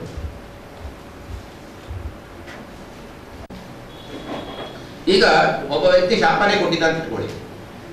ಯಾವ ಸಂದರ್ಭದಲ್ಲಿ ಕೊಟ್ಟಿರ್ಬೋದು? ಮಧ್ಯಾಹ್ನ ಕೊಟ್ನಾ, ಬೆಳಿಗ್ಗೆ ಕೊಟ್ನಾ, ಸಾಯಂಕಾಲ ಕೊಟ್ನಾ, ರಾತ್ರಿ ಕೊಟ್ನಾ. ಸೊ ಅದು ಎಷ್ಟು ಕ್ಲೀನ್ ಆಗಿ ಷಡ್ಬಲಗಳಲ್ಲಿ ಕಾಲಬಲ ತಿಳಿದ್ಬಿಟ್ರೆ ಹೇಳುತ್ತೆ ಆ ಗ್ರಹ ಯಾವ ಕಾಲದಲ್ಲಿತ್ತು, ಆ ಗ್ರಹ ಕಾಲಬಲದಲ್ಲಿ ಹೇಳ್ತಾರೆ ಕ್ಲೀನ್ ಆಗಿ. ನಾನೇನು ಹೊಸದಾಗಿ ಹೇಳ್ತಿಲ್ಲ, ಇರೋದನ್ನ ತೆಗೆದುಕೊಡ್ತಾ ಇದ್ದೀನಿ. ಸೊ ಅದರಿಂದ ನಿಮ್ಗೆ ಷಡ್ಬಲದಲ್ಲಿ ಕಾಲಬಲ ಬರುತ್ತೆ. ಒಂದು ಗ್ರಹಕ್ಕೆ ಮಧ್ಯಾಹ್ನ ಬಲ ಗ್ರಹ ಅಂತ ಹೇಳ್ತಾನೆ, ಒಂದು ಮಧ್ಯರಾತ್ರಿ ಬಲ ಅಂತ ಹೇಳ್ತಾನೆ, ಒಂದು ಬೆಳಗಿನ ಸೂರ್ಯೋದಯದಲ್ಲಿ ಬಲ ಅಂತ ಹೇಳ್ತಾನೆ. ಈಗ ದೋಷಿತ ಗ್ರಹ ದಿವಾಬಲವಾಗಿದ್ರೆ ಆ ಬಲ ದೋಷ ಅಂದ್ರೆ ಬೆಳಗಿನ ಸಮಯದಲ್ಲಿ ಬಂದಿದೆ, ಪರಿಹಾರ ಮಾಡಿಸುವಾಗ ದಿವಸ ಆಗುತ್ತೆ ನಿಮಗೆ. ಸೊ ಅದರಿಂದ ಇಲ್ಲಿ ನೀವು ತಿಳ್ಕೊಳ್ಬೇಕಾಗಿರೋದು, identify very fast and sick ಮಾಡ್ಬಿಡಿ. ಈಗ ನಿಮ್ಮ ಕೈನಲ್ಲಿ ಬೀಜ ಸ್ವರೂಪದಲ್ಲಿರೋದನ್ನ ಡೆಸ್ಟ್ರಾಯ್ ಮಾಡೋದು ತುಂಬಾ easy. So only thing is you take precaution and clear it off. ಗೊತ್ತಾಯ್ತಲ್ಲ? ಸೊ ಬೀಜ ಸ್ವರೂಪ. ನೆಕ್ಸ್ಟ್ ಉತ್ಪತ್ತಿ ಸ್ವರೂಪ. ನೀವು ಜ್ಯೋತಿಷದವ್ರ ಹತ್ರ ನಿಧಾನಕ್ಕೆ ಹೋಗ್ತೀರಾ, ಬೀಜ ನೆಟ್ಬಿಟ್ಟಿದ್ದಾರೆ. ಸೊ ಒಂದು ಚಿಗುರು ಹೊಡೆದ್ಬಿಟ್ಟಿದೆ, 2 ಎಲೆ ಬಂದಿದೆ, 4 ಎಲೆಗೆ ಬಂದಿದೆ, ಚಿಗುರ್ತಾ ಇದೆ ದೋಷ. ಸೊ ಉತ್ಪತ್ತಿ ಸ್ವರೂಪ, ಉತ್ಪತ್ತಿ ಆಗ್ತಾ ಇದೆ. ಸೊ ಅದು ಏನಾಗುತ್ತೆ ನೋಡಿ, ಇದು ಸಾಧ್ಯ. ಇದು ಬೀಜ ಸ್ವರೂಪದ ದೋಷಗಳನ್ನ ನಿರ್ಮೂಲನೆ ಮಾಡೋದು ಸಾಧ್ಯದಲ್ಲಿ ಬರಬೇಕು. ಬೆಳೆದ್ಬಿಟ್ಟಿದೆ, ಸ್ವಲ್ಪ ಬೆಳೆದಿದೆ. ಇನ್ನು 3ನೇದಿದೆ, ಇದು ಉಲ್ಬಣ ಸ್ವರೂಪ ಇದೆ. ಇದು ಉಲ್ಬಣ ಸ್ವರೂಪ, ಇದು ಅಸಾಧ್ಯ.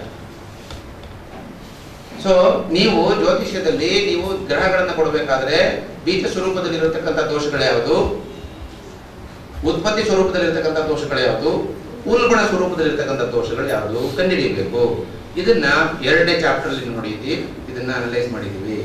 ಉಲ್ಬಣ ಸ್ವರೂಪದಲ್ಲಿದ್ರೆ ಅಸಾಧ್ಯ, ಏನು ಮಾಡೋಕ್ಕಾಗಲ್ಲ. So you have to bear the tolerance. ಕಷ್ಟ ಸಾಧ್ಯ, ಸಾಧ್ಯ. ಸೊ ಅದರಿಂದ ಪರಿಹಾರದಲ್ಲಿ ಸಾಧ್ಯ ದೋಷಗಳು, ಕಷ್ಟ ಸಾಧ್ಯ ದೋಷಗಳು, ಅಸಾಧ್ಯ ದೋಷಗಳು ಅಂತ ಬರ್ತವೆ. ಅದನ್ನ ಐಡೆಂಟಿಫೈ ಮಾಡಬೇಕು. This is the duty of on astrologer. ಇದು 2ನೇ ಚಾಪ್ಟರ್. ಇನ್ನು 3ನೇ ಚಾಪ್ಟರ್ ನಲ್ಲಿ ದೋಷದ ಗುಣಗಳು. ದೋಷದ ಗುಣಗಳು ಬೇಕಲ್ಲ, ಇರೋ ಕೆಟ್ಟದಕ್ಕೂ ಗುಣ ಇರುತ್ತೆ. ಅದರಿಂದ ದೋಷಗಳಿಗೂ ಸಹಿತ ನಾವು ಗುಣಗಳನ್ನು ಹೇಳಬಹುದು. ದೋಷಗಳಿಗೆ ಗುಣಗಳು ಹೇಳಬೇಕಾದಾಗ ಸಾತ್ವಿಕ ದೋಷಗಳು, ಕೆಲವರಿಗೆ ಸಾತ್ವಿಕ ದೋಷಗಳು ಬಂದಿರ್ತವೆ. ಸಾತ್ವಿಕ ದೋಷಗಳು ಅಂತಂದ್ರೆ ಏನಾಗುತ್ತೆ, ದೇವಸ್ಥಾನವನ್ನು ಅಶೌಚ ಮಾಡಿರ್ತಾರೆ, ನದಿನಲ್ಲಿ ಮಲಮೂತ್ರ ವಿಸರ್ಜನೆ ಮಾಡಿರ್ತಾರೆ. ಇದೆಲ್ಲ ಸಾತ್ವಿಕ ದೋಷಗಳು. ಅಂದ್ರೆ ಸಾತ್ವಿಕ ಸ್ಥಳಗಳಲ್ಲಿ ಸಾತ್ವಿಕ ವ್ಯಕ್ತಿಗಳಿಗೆ ಆಗ್ತಕ್ಕಿರ್ತಕ್ಕಂಥ ದೋಷಗಳು. ಸೊ ಅದರಿಂದ ಏನಾಗುತ್ತೆ, ಈ ಸಾತ್ವಿಕ ದೋಷಗಳು ಬರುತ್ತೆ. ಐಡೆಂಟಿಫೈ ಮಾಡಬೇಕು. ಅದಕ್ಕೆ ಸಾತ್ವಿಕ ಗ್ರಹ ಇದೆ, ಸಾತ್ವಿಕ ನಕ್ಷತ್ರ ಇದೆ, ಸಾತ್ವಿಕ ರಾಶಿಗಳಿದೆ, ಯೂಸ್ ಮಾಡ್ತಾ ಇಲ್ಲ, we are not using. So ಅದರಿಂದ ಏನಾಗುತ್ತೆ, ಇದು ಬರುತ್ತೆ. ನೆಕ್ಸ್ಟ್ ರಾಜಸಿಕ, ನೆಕ್ಸ್ಟ್ ತಾಮಸಿಕ ದೋಷಗಳಿದೆ. ಸೊ ಸಾತ್ವಿಕ ದೋಷ ಈಸಿ ಟು ರಿಮೂವ್. ಸಾತ್ವಿಕ ದೋಷ ಸಾಧ್ಯ. ನೋಡಿ ಈ ತಿರ್ಗ ಅಲ್ಲಿ ತರಬೇಕು. ಸಾತ್ವಿಕ ದೋಷ ಸಾಧ್ಯ, ರಾಜಸಿಕ ದೋಷ ಕಷ್ಟ ಸಾಧ್ಯ, ತಾಮಸಿಕ ದೋಷ ಅಸಾಧ್ಯ. ತಾಮಸಿಕ ಅಂದ್ರೆ ಏನು? ರಿಜಿಡಿಟಿ ಇರುತ್ತೆ, ಅಂದ್ರೆ ದೋಷ ಬೇರೂರು ಬಿಟ್ಟಿರುತ್ತೆ. ಆ ದೋಷ ಬೇರೂರು ಬಿಟ್ಟಾಗ ಏನಾಗುತ್ತೆ? ಕಷ್ಟ. ಸೊ ಅದರಿಂದ ಏನಾಗುತ್ತೆ? ತಾಮಸಿಕ ದೋಷಗಳು ಬರುತ್ತೆ. ಇದು ಮೂರರ ಕಾಂಬಿನೇಷನ್ ಬರುತ್ತೆ, ಅದನ್ನು ಡಿಕ್ಲೇರ್ ಮಾಡಿದ್ದೀವಿ, ಡಿಕೋಡ್ ಮಾಡಿದ್ದೀವಿ. ಏನಪ್ಪಾ ಅಂತಂದ್ರೆ ಕಾಂಬಿನೇಷನ್ ಆಫ್ ದೋಷ, ಸತ್ವ ರಜೋ ದೋಷ ಮಿಕ್ಸೆಡ್. ಸೊ ನೆಕ್ಸ್ಟ್ ಹಾಗೆ ರಜತಮ ದೋಷ, ರಾಜಸಿಕ ತಾಮಸಿಕ ಮಿಕ್ಸೆಡ್. ನೆಕ್ಸ್ಟ್ ಸತ್ವತಮ ದೋಷ, ಸಾತ್ವಿಕ ತಮಸ್ಸಿನ ದೋಷಗಳು ಮಿಕ್ಸೆಡ್. ಇದ್ರ ಮೂರದ್ದು ಸೇರಿರೋದು ಸತ್ವತಮ ರಜೋ ದೋಷ. ಈ ರೀತಿ 7 ಭಾಗ ಮಾಡ್ಕೋಬಹುದು. ಸೊ ನಿಮಗೆ ಸಿಗುತ್ತೆ. ಏನಪ್ಪ ಒಂದು ಎಕ್ಸಾಂಪಲ್ ಹೇಳಬಲ್ಲೆ, ಏನಂದ್ರೆ ಪುಸ್ತಕದಲ್ಲಿ ಕೊಟ್ಟಿದ್ದೀನಿ ಓದಿ. ಈಗ ಫಾರ್ ಎಕ್ಸಾಂಪಲ್ ಸಾತ್ವಿಕ ದೋಷ. ಸಾತ್ವಿಕ ದೋಷ ಅಂತಂದ್ರೆ ಸಾತ್ವಿಕ ರಾಶಿಗಳಲ್ಲಿ ಸಾತ್ವಿಕ ನಕ್ಷತ್ರದಲ್ಲೇ ಸಾತ್ವಿಕ ಗ್ರಹ ಕೂತಿದ್ದಾಗ ಅದು ಸಾತ್ವಿಕ ದೋಷ. ರಾಜಸಿಕ ನಕ್ಷತ್ರದಲ್ಲಿ ರಾಜಸಿಕ ಗ್ರಹಗಳು ರಾಜಸಿಕ ರಾಶಿನಲ್ಲೇ ಕೂತಿದ್ರೆ ಅದು ರಾಜಸಿಕ ದೋಷ. ತಾಮಸಿಕ ಗ್ರಹಗಳು ತಾಮಸಿಕ ನಕ್ಷತ್ರದಲ್ಲಿ ತಾಮಸಿಕ ರಾಶಿಗಳಲ್ಲಿ ಕೂತಿದ್ರೆ ಅದು ತಾಮಸಿಕ ದೋಷ. ಇದೇನಿದು ಉಲ್ಟಾ, ಅದು ಸತ್ವ ರಜೋ ದೋಷ. ಇದೇನಾಗುತ್ತೆ? ಸಾತ್ವಿಕ ಗ್ರಹ ರಾಜಸಿಕ ನಕ್ಷತ್ರದಲ್ಲಿ ಕೂತಿರುತ್ತೆ, ಅಥವಾ ರಾಜಸಿಕ ನಕ್ಷತ್ರ ಸಾತ್ವಿಕದಲ್ಲಿ ಕೂತಿರುತ್ತೆ ಅಲ್ವಾ. ಒಂದು ಇದು ಸತ್ವ ತಮ ರಜೋ, ಇದಕ್ಕೊಂದು ಎಕ್ಸಾಂಪಲ್. ಸತ್ವ ಸಾತ್ವಿಕ ಗ್ರಹ ತಮಸ್ ರಾಶಿನಲ್ಲಿ ಅಥವಾ ರಜೋ ನಕ್ಷತ್ರ, ಉಲ್ಟಾ ಹೇಗ್ ಬೇಕಾದ್ರೆ ಹಾಕ್ಬೋದು, ಮಿಕ್ಸೆಡ್ ಆಗಿ ಕೂತಿರುತ್ತೆ. So mixie ಗುಣಗಳಿದಾವೆ. ಸಂದರ್ಭದಲ್ಲಿ ನೀವು ಎಲ್ಲಿ ಪರಿಹಾರ ಮಾಡಬೇಕು ಅನ್ನೋದು ಗೊತ್ತಾಗುದಿಲ್ಲ. ಯಾಕಂದ್ರೆ ಸಾತ್ವಿಕ ದೋಷಗಳಿಗೆ ಬೇರೆ ರೀತಿ ಪರಿಹಾರ ಕ್ರಮಗಳಿರ್ತವೆ, ರಾಜಸಿಕ ದೋಷಗಳಿಗೆ ಬೇರೆ ರೀತಿ ಪರಿಹಾರಗಳಿರ್ತವೆ, ತಾಮಸಿಕ ದೋಷಗಳಿಗೆ ಬೇರೆ ರೀತಿ ಪರಿಹಾರ ಇರುತ್ತೆ. ಇವತ್ತು ಯಾರೇ ಬರೋ ಜೊತೆ ನೀವು ಸೊ ಈ ಮಾಡಿಸೋದ್ರೆಲ್ಲ ತಾಮಸಿಕದಲ್ಲಿ ಬರುತ್ತೆ. ತುಂಬಾ ಕಷ್ಟ, ಅಷ್ಟು ಸುಲಭವಾಗಿ ಯಾರಿಗೂ ಮಾಟ ಮಾಡ್ಸಕ್ಕಾಗೋದಿಲ್ಲ. ಮನಸ್ಸನ್ನು ಕೆಡಿಸ್ಬೋದು, ಮಾಟ ಮಾಡ್ಸಕ್ಕಾಗಲ್ಲ. ಮನಸ್ಸನ್ನು ಕೆಡಿಸ್ಬಿಟ್ರೆ ಎಲ್ಲರಿಗೂ ತಗ್ಲಾಕೊಂಡ್ಬಿಡುತ್ತೆ. ಸೊ ಅದರಿಂದ ಏನಾಗುತ್ತೆ, ನೀವು ಅನ್ಸುತ್ತೆ ನಿಮ್ಗೆ ಮನಸ್ಸಿಗೆ ನೀವು ಮಾಟ ಮಾಡಿಸ್ಬೇಕಾಗುತ್ತೆ ಅಂತಂದ್ರೆ ಕಶ್ಯಪ ಮಾತಾಡ್ತೀರ ನೋಡು, ಅವ್ರ ಮುಂದೆ ಹಾವು ನಿಂತಿದೆ ನೋಡು ಅಂತ ನಿಮ್ಗೆ ಬಂದ್ಬಿಡುತ್ತೆ, ನಿಮ್ಮ ಮನಸ್ಸಿಗೆ ಬಂದ್ಬಿಡುತ್ತೆ. ನನಗೆ ಮೈಕದಷ್ಟೇ ಮನಸ್ಸಿಗೆ ಬಂದ್ಬಿಟ್ರೆ ಅದು ಹಾವಾಗುತ್ತೆ. ಸೊ ಹಾಗಾಗಿ ಭ್ರಮೆನಲ್ಲಿ ನಿಮ್ಮನ್ನ ಮೋಸ ಮಾಡ್ತಾರೆ, ಅದನ್ನ ನೀವು ಜನರಿಗೆ ಹೇಳಬೇಕು. ಇದನ್ನೆಲ್ಲ ಎನ್ಕ್ಯಾಶ್ ಮಾಡ್ಕೊಳ್ಳೋರು ಏನು ಜ್ಯೋತಿಷ ಗೊತ್ತಿಲ್ಲದವ್ರು ಏನ್ ಮಾಡ್ತಾರೆ, ಎನ್ಕ್ಯಾಶ್ ಮಾಡ್ತಾ ಹೋಗ್ತಾರೆ. ಸೊ ಹಾಗಾಗಿ ಗುಣಗಳನ್ನ ಅಭ್ಯಾಸ ಮಾಡಬೇಕು. ಇದು 3ನೇ ಚಾಪ್ಟರ್ ಅಲ್ಲಿ ಬರುತ್ತೆ. ಇದನ್ನ ಕ್ಲೀನ್ ಆಗಿ ಓದ್ಬೇಕಾಗುತ್ತೆ. ಅಂದ್ರೆ ಇದನ್ನ ಇಲ್ಲಿಗೆ ನಿಲ್ಸೋದಿಲ್ಲ, ದೋಷದ ಗುಣಗಳು ಇನ್ನು 3 ತಿಂಗಳಲ್ಲಿ ಬರುತ್ತೆ. ಅವಾಗ ಜಾತಕ ಹಾಕೊಂಡು ಜಾತಕದಲ್ಲಿ ಈ ಗ್ರಹದಿಂದ ಉತ್ಪತ್ತಿ ದೋಷವಾಗಿರೋದು ಸಾತ್ವಿಕವಾಗಿದೆಯಾ, ರಾಜಸಿಕವಾಗಿದೆಯಾ, ಸತ್ವರಜದಲ್ಲಿದೆಯಾ, ರಜತಮದಲ್ಲಿದೆಯಾ ಅಂತ ನಾನು ಹೇಳ್ಕೊಡ್ತೀನಿ ನಿಮಗೆ. So you try to read the books. ನೀವು ಮಾಡಬೇಕಾಗಿರೋದು ಇಷ್ಟೇ, ವಿತ್ ಗ್ರೇಟ್ ಎಫರ್ಟ್ ನಾವೇನೋ ಕಷ್ಟ ಮಾಡಿ ಬರ್ದಿದ್ದೀವಿ. ನಿಮ್ಗೆ ಏನ್ ಹೇಳೋದು, by play nominal and by the book, encourage ಅಷ್ಟೇನೆ, ಬೇರೆ ಏನಿಲ್ಲ. So encourage, read. You need not to give any money for the teaching. ನಾವೆಲ್ಲ ಫ್ರೀ ಮಾಡ್ತಾ ಇದ್ದೀವಿ, ಯಾರೊಬ್ರು ಕೊಡ್ತಾರೆ, ದೈವ ಕೊಡುತ್ತೆ, ಹೇಳ್ಕೊಡ್ತಾ ಇದ್ದೀವಿ. ಸೊ ಅದರಿಂದ ನೀವು ಅದನ್ನು ತಿಳ್ಕೊಳ್ಳಿ, ಗುಣಗಳನ್ನು ಅಭ್ಯಾಸ ಮಾಡಿ. ಒಂದೊಂದೇ ಚಾಪ್ಟರ್ ಓದ್ಕೊಂಡ್ಬನ್ನಿ. ಮುಂದಿನ ತಿಂಗಳು ಈಗ ಸ್ವರೂಪ ಸ್ಥಿತಿ ಕಾಲ ಅಂತಿದೆ, ದೋಷದ ಉತ್ಪತ್ತಿ ಸ್ಥಳಗಳಂತಿದೆ, ಆ ಚಾಪ್ಟರ್ ಓದ್ಕೊಂಡ್ಬನ್ನಿ. ಅದನ್ನು ಪಠ ಮಾಡ್ತೀನಿ. ಅದು ಮಾಡಿದಾಗ ಚೆನ್ನಾಗಿ ಹೋಗುತ್ತೆ ತಲೆಗೆ. ಚಾಟ್ ಹಾಕ್ಬಿಟ್ಟಾಗ ಅದಕ್ಕೆ ನಿಮ್ಗೆ ಅರ್ಥ ಆಗುತ್ತೆ. ಸೊ ಅದರಿಂದ ಆ ರೀತಿ ಮಾಡ್ಬೇಕಾಗುತ್ತೆ. ನೆಕ್ಸ್ಟ್ ದೋಷದ ಅವಸ್ಥೆಗಳು. ಇದಂತೂ ಯಾರು ಕೇಳ್ತಿಲ್ಲ. ಅವಸ್ಥೆಗಳನ್ನ ಪಾಠನೇ ಮಾಡ್ತಾ ಇಲ್ಲ, ಪಾಠ ಮಾಡ್ತಾರೆ, ಪ್ರಿಡಿಕ್ಷನ್ ಒಬ್ರು ಯೂಸ್ ಮಾಡ್ತಿಲ್ಲ. ನಾವು ನೋಡಿದೀವಿ ಎಷ್ಟು ಪ್ರಿಡಿಕ್ಷನ್ ತಗೊಳ್ಳೋದು ಅವಸ್ಥೆಗಳನ್ನೇ ತಗೊಳ್ತಾ ಇಲ್ಲ. ಯಾಕೆ ತಗೊಳ್ತಾ ಇಲ್ಲ? 5 ತರದ ಅವಸ್ಥೆ ಇದೆ ಹೇಳಲ್ಲ. ದೀಪ್ತಾದಿ 9 10 ಅವಸ್ಥೆಗಳನ್ನ ಹೇಳ್ಕೊಟ್ಬಿಡ್ತಾರೆ. ಇನ್ನು ಬಾಲ್ಯಾದಿ ಅವಸ್ಥೆ ಯೂಸ್ ಮಾಡೋದು ಹೇಳ್ಕೊಡಲ್ಲ. ಈಗ ದೋಷಪೂರಿತ ಗ್ರಹ ಬಾಲ್ಯದಲ್ಲಿದ್ರೆ ಏನು, ಕೌಮಾರ್ಯದಲ್ಲಿದ್ರೆ ಏನು, ಯೌವನದಲ್ಲಿದ್ರೆ ಏನು, ವೃದ್ಧಾಪ್ಯದಲ್ಲಿದ್ರೆ ಏನು ಡಿಸ್ಕಸ್ ಮಾಡ್ಬೇಕಿದ್ದೆಲ್ಲ ನಾವು. ದೋಷ ಸೂಚಿತ ಗ್ರಹ ಶಯನಾವಸ್ಥೆಯಲ್ಲಿದ್ರೆ ಏನು, ಆಗಮನದಲ್ಲಿದ್ರೆ ಏನು, ಗಮನದಲ್ಲಿದ್ರೆ ಏನು, ಎಷ್ಟೊಂದು ತರ ವೆರೈಟೀಸ್ ಇದೆ. ಸೊ ಹಾಗಾಗಿ ಈ ಅವಸ್ಥೆಗಳನ್ನ ನಾವು ನೋಡ್ಕೊಳ್ಬೇಕು. ಇಲ್ಲಿ ಅವಸ್ಥೆಗಳಲ್ಲಿ ಪ್ರಧಾನವಾಗಿ ನಾವು ತಗೊಂಡಿರೋದು ತ್ರಿಂಶಾಂಶ ಕುಂಡಲಿ. ಫಸ್ಟ್ ನೀವು ತಗೊಳ್ಬೇಕು. ತ್ರಿಂಶಾಂಶ ಕುಂಡಲಿನಲ್ಲಿ ನಿಮ್ಗೆ ಏನಪ್ಪ ಸಿಗುತ್ತೆ ಅಂತಂದ್ರೆ, ನೋಡಿ ಈ ದೇವತೆಗಳು ಸಿಗ್ತಾರೆ. ನೀವು ತ್ರಿಂಶಾಂಶ ಕುಂಡಲಿನಲ್ಲಿ ಪುರುಷ ರಾಶಿಯಲ್ಲಿ ಫಸ್ಟ್ 5 ಡಿಗ್ರಿ ಮೇಷಾಂಶಕ್ಕೆ ಹೋಗುತ್ತೆ, ಅಗ್ನಿ ಅಂತ ಹೇಳಿದಾಗ. ನೀವು ದೋಷವನ್ನ ಸೂಚಿಸಬೇಕಾದಾಗ ಯಾವ ಡಿಗ್ರಿ ಅಗ್ನಿ. ಸೊ ಅಲ್ಲಿಗೇನಾಯ್ತು,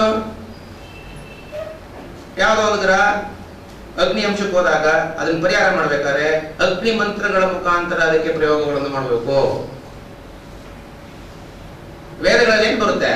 ಅಗ್ನಿರ್ದೇವತಾ, ವಾಯುರ್ದೇವತಾ, ಇಂದ್ರಾದೇವತಾ, ಭೂರ್ದೇವತಾ, ವರುಣ ದೇವತಾ, ಈ 5 ದೇವತೆಗಳು. 5 ದೇವತೆಗಳಲ್ಲಿ ಎಲ್ಲ ಸೂಕ್ತಗಳಿರೋದು.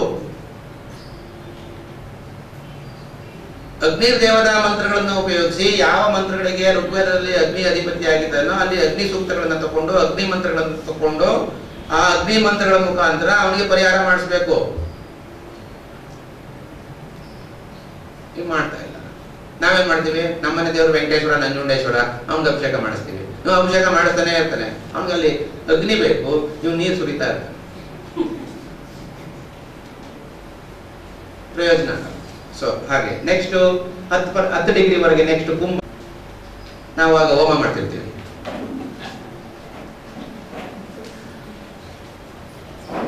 ವಾಯು, ಈಗ ಮಾತಿಗೆ ಯಾರು ಕಾರಕ? ವಾಯು ಕಾರಕ. ಅದರಿಂದ ಮಂತ್ರಾನುಷ್ಠಾನ ಆಗ್ಬೇಕು, ಜಪತಪಗಳಾಗಬೇಕು. ಜಪಗಳನ್ನು ಮಾಡೋ ಬದಲು ನಾವು ಹೋಮಗಳನ್ನು ಮಾಡ್ತಿರ್ತೀವಿ. ಮಾಡಿದ್ದು ಹೋಮ. ನಾನು ಎಷ್ಟು ಹೋಮ ಮಾಡಿದ್ದೀನಿ ಅಂತಂದ್ರೆ ನಾವು ಬೇಕಾದಷ್ಟು ಮಾಡಿದ್ದೀನಿ, ದೇವರೇ ಇಲ್ಲ ರೀ. ಇವ್ನು ಮಾಡ್ತಿರೋ ಡೆಪಾಸಿಟ್ ಬೇರೆ ಕಡೆ, ಇವನಿಗೆ ಬೇಕಾಗಿರುತ್ತೆ ಬೇರೆದು. ಸೊ ಹಾಗಾಗಿ ಈ ತ್ರಿಂಶಾಂಶ ಕುಂಡಲಿನಲ್ಲಿ ಮಹತ್ವ ನೋಡಿ. ನೆಕ್ಸ್ಟ್ 8 ಡಿಗ್ರಿ ಧನಸ್ಸು, ಇಂದ್ರ ದೇವತಾ, ಆಕಾಶ ತತ್ವ. ಇಂದ್ರ ಎಲ್ಲಿರ್ತಾನೆ? ಇಂದ್ರ ದೇವತಾ. ಇಂದ್ರನ ಮಂತ್ರಗಳನ್ನು ಪ್ರಯೋಗ ಮಾಡಬೇಕು ಅದಕ್ಕೆ. So simple is our subject if you understand properly. So ಅದರಿಂದ ನೀವು ಅರ್ಥನೇ ಮಾಡ್ಕೊಳ್ಳೋದೇ ಸಂದರ್ಭದಲ್ಲಿ ಇದರಂತ ಕ್ಲಿಷ್ಟವಾದ ಸಬ್ಜೆಕ್ಟ್ ಯಾವುದೂ ಇಲ್ಲ. ನೀವು ಅರ್ಥ ಮಾಡ್ಕೊಂಡ್ರೆ ಇದಕ್ಕಿಂತ ಇದು ಬಾಳೆಹಣ್ಣಿಗಿಂತ ಸುಲಭ ಆಗಿದೆ. ನಮಗೆ ಟೆಕ್ನಿಕ್ ಗೊತ್ತಿಲ್ಲ. ಸೊ ಅದರಿಂದ ಇಲ್ಲೇನಾಗುತ್ತೆ? ಅಗ್ನಿ, ವಾಯು, ಇಂದ್ರ, ಕುಬೇರ. ಕುಬೇರ ಅದೇನು? ಭೂಮಿರ್ ದೇವತಾ, ಭೂತತ್ವ. ಕುಬೇರ, ಕುಬೇರಲ್ಲಿ ಏನಿದೆಯಪ್ಪ? ಏನಿದೆ ಕುಬೇರಲ್ಲಿ? ಸಂಪತ್ತು. ಭೂಮಿಲಿ ಏನಿದೆ? ಅಷ್ಟೇ. So simple. ಭೂಮಿರ್ ದೇವತಾ ಅದು ಕುಬೇರನ ಅಧಿಪತಿ ಮಾಡಿದ್ದಾರೆ. ಸೊ ಹಾಗಾಗಿ ನೀವು ಕುಬೇರನ ಪೂಜೆ ಮಾಡ್ಬೇಕಾಗತ್ತೆ. ಕುಬೇರನ ಪೂಜೆ ಸಿಗ್ತಾ ಇದ್ದಾಗ ನೀವೇನ್ ಮಾಡ್ಬೇಕಾಗತ್ತೆ? ಭೂಮಿರ್ ದೇವತಾ ಮಂತ್ರಗಳು. ಭೂಮಿರ್ ದೇವತಾ ಮಂತ್ರ ಇದೆ ವೇದದಲ್ಲಿ. ನಾವು ಹುಟ್ಟಾಕಲ್ವಾ? ಇಲ್ವೇ? ಸೊ ಅದರಿಂದ ನೀವು ಸುಮ್ಮನೆ ಕುಬೇರನ ಪೂಜೆ ಮಾಡ್ತೀರಾ, ಏನಿಲ್ಲ, ಬರೀ ಬೇರೆ ಸಿಗುತ್ತೆ ಅಷ್ಟೇ, ಏನು ಸಿಗಲ್ಲ. ನೆಕ್ಸ್ಟ್ ಲಾಸ್ಟ್ 5 ಡಿಗ್ರಿ ತುಲಾ, ವರುಣ ದೇವತಾ. ವರುಣ ಮಂತ್ರಗಳು ಪ್ರಯೋಗ ಆಗ್ಬೇಕು. ಸೊ ಇದು ಏನ್ ಹೇಳ್ತಾ ಇದೆ? ದೋಷದ ಅವಸ್ಥೆಗಳನ್ನ ತಿಳ್ಕೊಳ್ಳಿ. ಯಾವ ಅವಸ್ಥೆನಲ್ಲಿದೆ ಇದು? ತ್ರಿಂಶಾಂಶ ಕುಂಡಲಿನಲ್ಲಿ ಪಂಚಭೂತಗಳಿಗೆ ವರ್ಗಾಯಿಸ್ಬಿಡ್ತಾನೆ ಋಷಿ, ನಾನಲ್ಲ. ಋಷಿ ಏನ್ ಮಾಡ್ತಾನೆ? ಪಂಚಭೂತಗಳಿಗೆ ವರ್ಗಾಯಿಸ್ಬಿಡ್ತಾನೆ. ಏನಂದ್ರೆ ಈ ಗ್ರಹದ ಅವಸ್ಥೆ ತ್ರಿಂಶಾಂಶ ಕುಂಡಲಿ ಈ ತರ ಇದ್ರೆ ಇವನು ತಗೊಂಡೋಗಿಲ್ಲ ಹಾಕು. ಅದರ ಅರ್ಥ ಏನು? ಋಷಿಗಳು ಅದಕ್ಕೆ ದೇವತೆಗಳನ್ನ ಕೊಟ್ಟಿದ್ದಾರೆ. ದೇವತೆಗಳನ್ನ ಕೊಟ್ಟಿದ್ದಾರೆ ಏನಂದ್ರೆ, ಇವು ಆಹ್ವಾನ ಮಾಡಿ ಆ ದೇವತೆನ ಅವನ್ ಕರೀರಿ. ನಾವು ನಮ್ಮನೆ ಬೀಗಕ್ಕೆ ಪಕ್ಕದ ಮನೆ ಕೀ ಹಾಕೊಂಡು ತೆಗೆದಿದ್ದು ಎಲ್ಲಿ ಬರುತ್ತೆ? So try to understand. ಅದರಿಂದ ಏನ್ ಮಾಡ್ಬೇಕು? ವರ್ಗ ಕುಂಡಲಿನಲ್ಲಿ ಹಿಡ್ತಾ ಇರ್ಬೇಕು ಜ್ಯೋತಿಷಿಗೆ. ವರ್ಗ ಕುಂಡಲಿ ಬಗ್ಗೆ ಗೊತ್ತಿಲ್ಲ. ಇದೇ ದಶಮಾಂಶ ಹಾಕಿದ್ರೆ ಅಲ್ಲೇನ್ ಬರುತ್ತೆ ನಮ್ಗೆ ಗೊತ್ತೇ ಇಲ್ಲ. ದಶಮಾಂಶ ಕುಂಡಲಿ ದೇವತೆಗಳು ಗೊತ್ತೇ ಇಲ್ಲ ನಮ್ಗೆ. ದಶಮಾಂಶ ಕುಂಡಲಿನಲ್ಲಿ ದೇವತೆಗಳು ಯಾರು ಬರ್ತಾರೆ? ಇಂದ್ರ, ಯಮ, ವರುಣ, ನೈಋತಿ, ಈಶಾನ, ಇವರೇ ಬರ್ತಾರೆ. ದಶ ದಿಕ್ಕುಗಳಿಗೆ ಇರ್ತಕ್ಕಂಥವನ್ನೇ ದಶಮಾಂಶ ಕುಂಡಲಿಗೆ ಹಾಕಿದ್ದಾರೆ. ದಶಮಾಂಶ ಕುಂಡಲಿ ಡೀಲ್ ಮಾಡ್ಬೇಕಾದ್ರೆ ದಶ ದಿಕ್ಕುಗಳನ್ನು ನೋಡು ಅಂತ ಹೇಳ್ತಾನೆ. ಉದ್ಯೋಗ ಮಾಡ್ಬೇಕಾದ್ರೆ ಯಾವ ಮೂಲೆಗೆ ಹೋದ್ರೆ ಸರಿ, ಎಲ್ಲಿ ಹೋದ್ರೆ ಸರಿ, ದಶ ದಿಕ್ಕುಗಳ ಅಧಿಪತಿಗಳನ್ನ ದಶಮಾಂಶ ಕುಂಡಲಿನಲ್ಲಿ ಹಾಕಿಟ್ಟಿದ್ದಾರೆ. ಸೊ ವರ್ಗ ದೇವತೆಗಳನ್ನ ನೀವು ಸ್ಟಡಿ ಮಾಡ್ತಾ ಇಲ್ಲ. ಸೊ ಅದರಿಂದ ಜ್ಯೋತಿಷದಲ್ಲಿ ವರ್ಗ ದೇವತೆಗಳು ಅತ್ಯಂತ ಪ್ರಧಾನ ಪಾತ್ರವನ್ನು ವಹಿಸ್ತವೆ. ಹಾಗೆ ನೀವು ಇದು ನೋಡ್ಕೊಳ್ಬೇಕು. ಇದು ದೋಷದ ಅವಸ್ಥೆಗಳು. ನೆಕ್ಸ್ಟ್ ದೋಷ ಉತ್ಪತ್ತಿಯ ಕಾಲಗಳು. ಇದು ಇಂಪಾರ್ಟೆಂಟ್. ಕಾಲ ಯಾವ ಕಾಲದಲ್ಲಿ ಆಗಿದೆ? ಹಗಲಿನಲ್ಲಿ ಉತ್ಪತ್ತಿಯಾಗೋ ದೋಷಗಳು, ರಾತ್ರಿಯಲ್ಲಿ ಉತ್ಪತ್ತಿಯಾಗೋ ದೋಷಗಳು. ಇದಕ್ಕೆ ಷಡ್ಬಲ ಆಧಾರ. ಹಗಲಿನ ಗ್ರಹಗಳಿದ್ದಾವೆ, ರಾತ್ರಿ ಗ್ರಹಗಳಿದ್ದಾವೆ. 3 ಗ್ರಹಗಳನ್ನ ಕೊಟ್ಟಿದ್ದಾರೆ, ಒಂದೊಂದು ಯಾಮಕ್ಕೆ ಕೊಟ್ಟಿದ್ದಾರೆ. Subdivide you will get it. So ಕ್ರಮ ಹೇಳ್ಕೊಡ್ತಾ ಇದ್ದೀನಿ. ಸೊ ಉತ್ಪತ್ತಿ ಕಾಲಗಳನ್ನು ತಿಳ್ಕೊಳ್ಬೇಕು. ರಾತ್ರಿ ಉತ್ಪತ್ತಿ ಆಗಿರೋ ದೋಷಗಳನ್ನ ನಾವು ಹೇಗೆ ತೆಗಿಬೇಕು ಅನ್ನೋದಕ್ಕೆ ಕೆಲವು ಕ್ರಮಗಳಿದ್ದಾವೆ.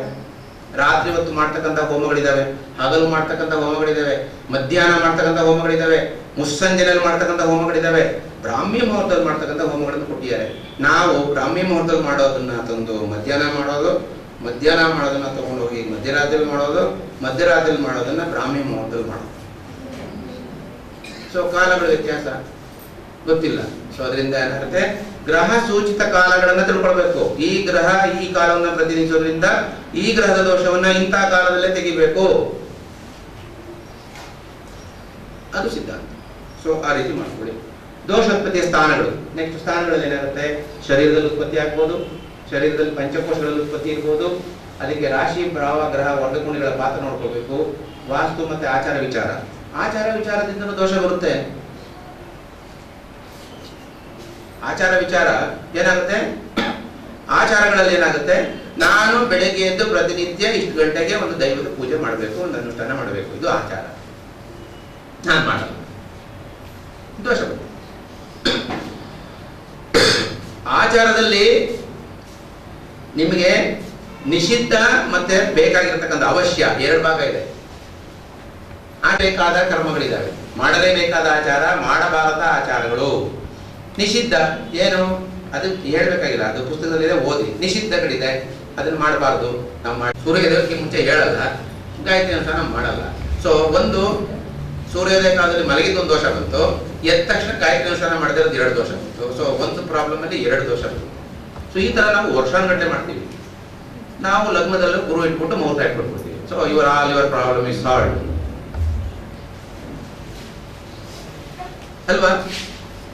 ಚೆಕ್ 1 ಕೋಟಿ ಬರ್ದ್ಬಿಟ್ಟು ಕೊಟ್ಟ ತಕ್ಷಣ ನಿಮ್ಗೆ ಎನ್ಕ್ಯಾಶ್ ಆಗಲ್ಲ. 1 ಕೋಟಿ ನೀನ್ ಸಂಪಾದನೆ ಮಾಡಿ ಇಟ್ಟಿರ್ಬೇಕಲ್ಲ ಚೆಕ್ ಬರೋದ ತಕ್ಷಣ. ಹಾಗೆ ನೀವು ಪರಿಹಾರಗಳನ್ನು ಮಾಡುವಾಗ ಇದನ್ನ ದೋಷೋತ್ಪತ್ತಿ ಸ್ಥಾನಗಳನ್ನ ನೋಡಿ. ಹಾಗೆ ಇದಿದೆ ದಶೆನಲ್ಲಿ, ಭುಕ್ತಿ ಗೋಚಾರದಲ್ಲಿ, ಹೋರೆಗಳಲ್ಲಿ, ಶಕುನದ ಸಮಯ. ಶಕುನಗಳನ್ನ ನೋಡ್ಬೇಕು ನೀವು. ನಾವು ಶಕುನಗಳನ್ನು ನೋಡ್ತಿಲ್ಲ. ಸೊ ಇಲ್ಲಿ ಲೀಸ್ಟ್ ಬಂದು ಶಕುನ, ಇಟ್ ಈಸ್ ಹೈಯೆಸ್ಟ್.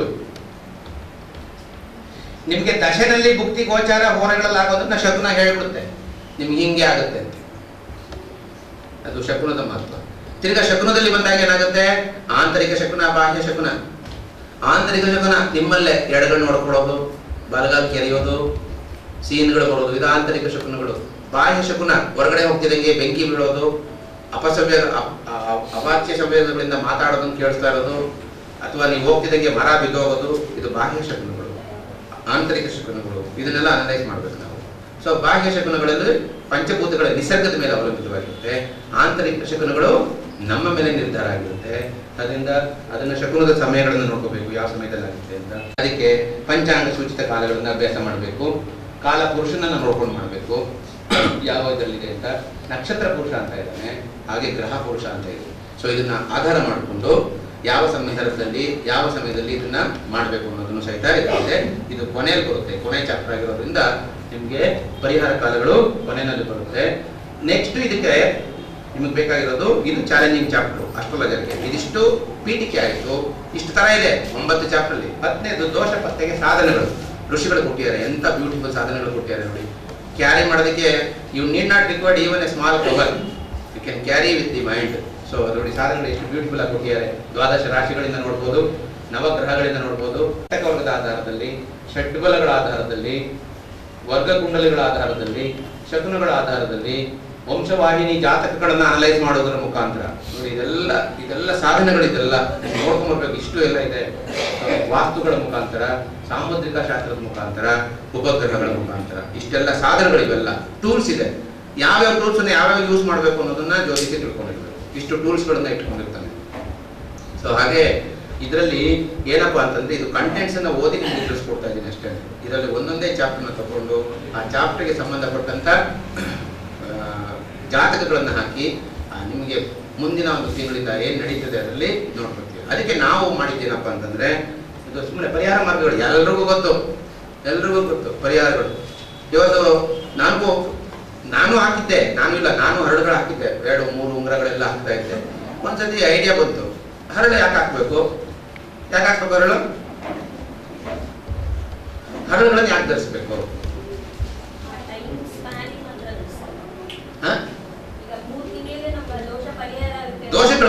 ದೋಷ ಪರಿಹಾರಕ್ಕೋಸ್ಕರ ಹರಳುಗಳು ಹಾಕ್ಬೇಕು, ಹೌದಲ್ವಾ? ಸೊ ಈಗ ಒಬ್ಬ ಜ್ಯೋತಿಷಿ 8 ಬೆಟ್ಟು 8 ಉಂಗುರ ಹಾಕೊಂಡಿದ್ದಾನೆ ಅಂತಂದ್ರೆ ಅವ್ನು ಎಷ್ಟು ದೋಷ ಇರ್ಬೇಕು?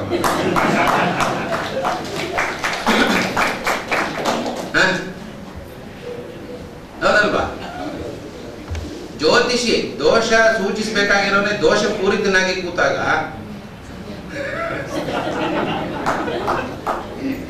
ಅಲ್ವಾ?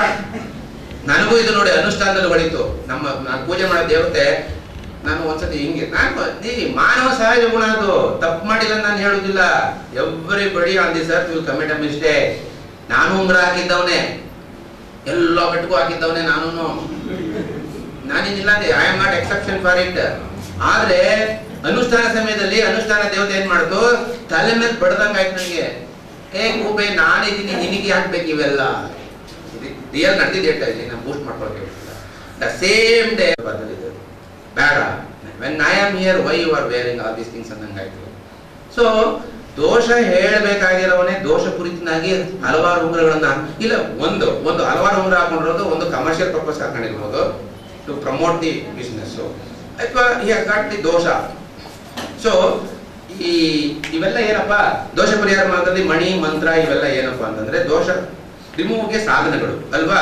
ಆ ರಿಮೂವ್ ಸಾಧನಗಳನ್ನ ನಾನೇ ಹಾಕೊಂಡಾಗ ಏನಾಗುತ್ತೆ, ನಿನಗೆ ಸಾಧನೆ ಬೇಕಾಗಿರೋದು ಒಂದೇ. ನನ್ನ ಸಿದ್ಧಾಂತ ಇಷ್ಟೇ ಜ್ಯೋತಿಷದಲ್ಲಿ, ನಾನು ಡ್ರೈವರ್, ನನ್ನ ಪ್ರಯಾಣಿಕರು 55 ಜನ ಹಿಂದೆ ಕೂತಿದ್ದಾರೆ, ನನಗೆ ಪ್ರಯಾಣಿಕರು ಯಾರು ಕಾಣಿಸಲ್ಲ. I have to safeguard the 55 lives, that is my duty. ನನ್ನ ಲೈಫನ್ನು ಸೇಫ್ ಗಾರ್ಡ್ ಮಾಡೋದು divine. So if I take care of the 55 passengers, the divine will take care of me. ಅವನ ಪಾಡ ಕೂತಿ ನನ್ನ ಪಾಡ ನಾನು ಹೆಂಗಾರ ಹೋಗ್ತೀನಿ ಅಂತ ಕ್ರಾಸ್ ಆಗಿ ಹೋಯ್ತಿತ್ತು ಅಂತಂದ್ರೆ, all the 55 passengers will survive and my self will die. So ಅದರಿಂದ ಜ್ಯೋತಿಷಿಗಳು ನಿಜವಾಗ್ಲೂ ನಾನು ಹೇಳ್ತೀನಿ, ಒಳ್ಳೆ ಜ್ಯೋತಿಷಿಗಳಾಗಬೇಕು ಅಂತಂದ್ರೆ ನಿಮ್ಮ ಆರಾಧ್ಯ ದೇವತೆ ನಿಮ್ಮನ್ನು ಒಪ್ಪಿಸ್ಕೊಂಬಿಡಿ. ನಾನು ನಿಜವಾಗ್ಲೂ ಇದನ್ನು ಮಾಡ್ತೀನಿ, ನೀನು ನನ್ನ ಕಾಪಾಡು, ನಾನು ಬೇರೆಯವ್ರು ಮಾಡ್ತೀನಿ. You keep the simple logic with the divine, this logic will definitely work. So ಅದು ಇದಿದೆ. ಅದರಲ್ಲಿ ದೋಷ ಪರಿಹಾರಗಳಲ್ಲಿ ಮಾರ್ಗಗಳಲ್ಲಿ ಮಣಿಗಳು ಮತ್ತೆಲ್ಲ ಗೊತ್ತಿರೋದೆ ನಿಮಗೆ. ಧಾನ್ಯ ಎಲ್ಲ ಹಾಕ್ಬೇಕಾಗಿಲ್ಲ. So many remedies are there, which remedy suits ಅನ್ನೋದನ್ನ ತಿಳಿಬೇಕಾಗಿರೋದು ಜ್ಯೋತಿಷಿ ಕರ್ತವ್ಯ. ಸೊ ಅದರಿಂದ ಎಲ್ಲ ಇದರಿಂದ ಎಲ್ಲ ಹಾಕೋಕ್ಕಾಗಲ್ಲ ಅಲ್ವಾ? ಸೊ ಪಚ್ಚೆ ಉಂಗುರ ಹಾಕೋಬಹುದು, ತುಳಸಿ ಗಿಡ ತಲೆ ಮೇಲ್ಕೊಂಡು ಹೋಗಕ್ಕಾಗತ್ತಾ ಹಸಿರುಗಿದೆ ಅಂತ? ಸಸ್ಯಗಳು ಯಾವಾಗ ಬೇಕು ಪರಿಹಾರಕ್ಕೆ ಅವಾಗ ಯೂಸ್ ಮಾಡಿ. ಸೊ ಬಣ್ಣಗಳಿಂದ ಅನುಕೂಲ, ನಾನು ಬಣ್ಣ ಹೊಡ್ಕೊಳಕ್ಕಾಗುತ್ತಾ? ಸೊ ಬಣ್ಣ ಎಲ್ಲಿ ಯೂಸ್ ಮಾಡಬೇಕು? Use there. ರತ್ನ ಎಲ್ಲಿ ಯೂಸ್ ಮಾಡಬೇಕು? Use there. ಸಸ್ಯ ಎಲ್ಲಿ ಯೂಸ್ ಮಾಡಬೇಕು? ಯೂಸ್. ಧಾನ್ಯ ಯಾವಾಗ ಯೂಸ್ ಮಾಡಬೇಕು? ಯೂಸ್ ಮಾಡಿ. ಸಿಂಪಲ್ ಆಗಿ ಹೇಳ್ತೀನಿ ನೋಡಪ್ಪ, ಯಾರಿಗಾರು ಈಗ ಶಾಖಾದಾನ ಮಾಡಬೇಕು. ಶಾಖಾದಾನ ಅಂತಂದ್ರೆ ಏನು? ತರಕಾರಿ ದಾನ ಮಾಡಬೇಕು. ಏನಪ್ಪ ಮಾಡಬೇಕು? ನಾವು ಹೇಳ್ಕೊಡ್ತೀವಿ ನೋಡಿ, ಮದುವೆ ಕಾಲಗಳಲ್ಲಿ ಸಿಂಪಲ್ ಆಗಿ ಹೇಳ್ಕೊಡ್ತೀವಿ. ಅವ್ರಿಗೆ ಹೇಳ್ತೀವಿ, ಡಿಫ್ರೆಂಟ್ ತರಕಾರಿಗಳನ್ನ ತಂದು ತರಕಾರಿ ಕೂಟ್ ಮಾಡಿಸಿ ಜನಗಳಿಗೆ ಊಟ ಮಾಡಿಸಿ.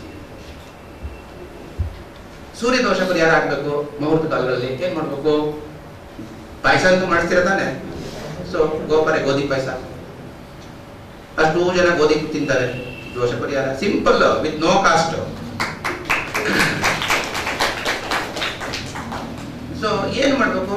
ಈಗ ಮನೆ ಬರ್ತೀರಾ, ನಿಮ್ಮನೆ ಸೂರ್ಯ ದೋಷ ಜಾಸ್ತಿ ಇದ್ದಾರೆ, ತಿಂಡಿ ಮಾಡ್ಬೇಕು. ಯಾವ್ದೋ ಕಾಂಕ್ರೀಟ್ ತರ ಉಪ್ಪಿಟ್ಟು ಕೆದಕಿ ಹಾಕೋಬಹುದು, ಇಲ್ಲ ಅವಲಕ್ಕಿ ಮಾಡಿ ಹಾಕೋಬಹುದು. ಖುಷಿಯಿಂದ ಚಪಾತಿ ಮಾಡ್ಕೊಡಿ, ನಾವು ತಿನ್ಬಿಟ್ಟವ. ಅವ್ರ ಮನೆಗೆ ಹೋಗಿದ್ದೆ, ಚಪಾತಿ ಕೊಡ್ರಿ, ಹೆಂಗ್ ಕೊಟ್ರು ಗೊತ್ತಾ, ಸೂಪರ್ ಆಗಿತ್ತು ಅಂತಾರೆ. ದೋಷ ಪರಿಹಾರ ಆಯ್ತು, ಸೂರ್ಯ ದೋಷ ಪರಿಹಾರ ಆಗುತ್ತೆ. ಸೊ ಸಿಂಪಲ್ ರೆಮಿಡೀಸ್ ಇದಾವೆ. ಚಪಾತಿ ಚಟ್ನಿ ಜೊತೆಗೆ ಸಾಗು ಮಾಡ್ಬಿಡಿ, 2 ತಿನ್ನೋ 4 ತಿಂತಾನೆ. ಸಾಗು ಇದ್ದಾಗ 2 ಚಪಾತಿ ಜಾಸ್ತಿ ಹೋಗುತ್ತೆ, ಹ್ಯೂಮನ್ ಸೀಕ್ರೆಟ್. ಚಟ್ನಿ ಇದ್ರೆ 2 ಹೋಗುತ್ತೆ, 3ನೇದು ಹೋಗಲ್ಲ. ಸಾಗು ಬಂದ್ರೆ 4 ಹೋಗುತ್ತೆ.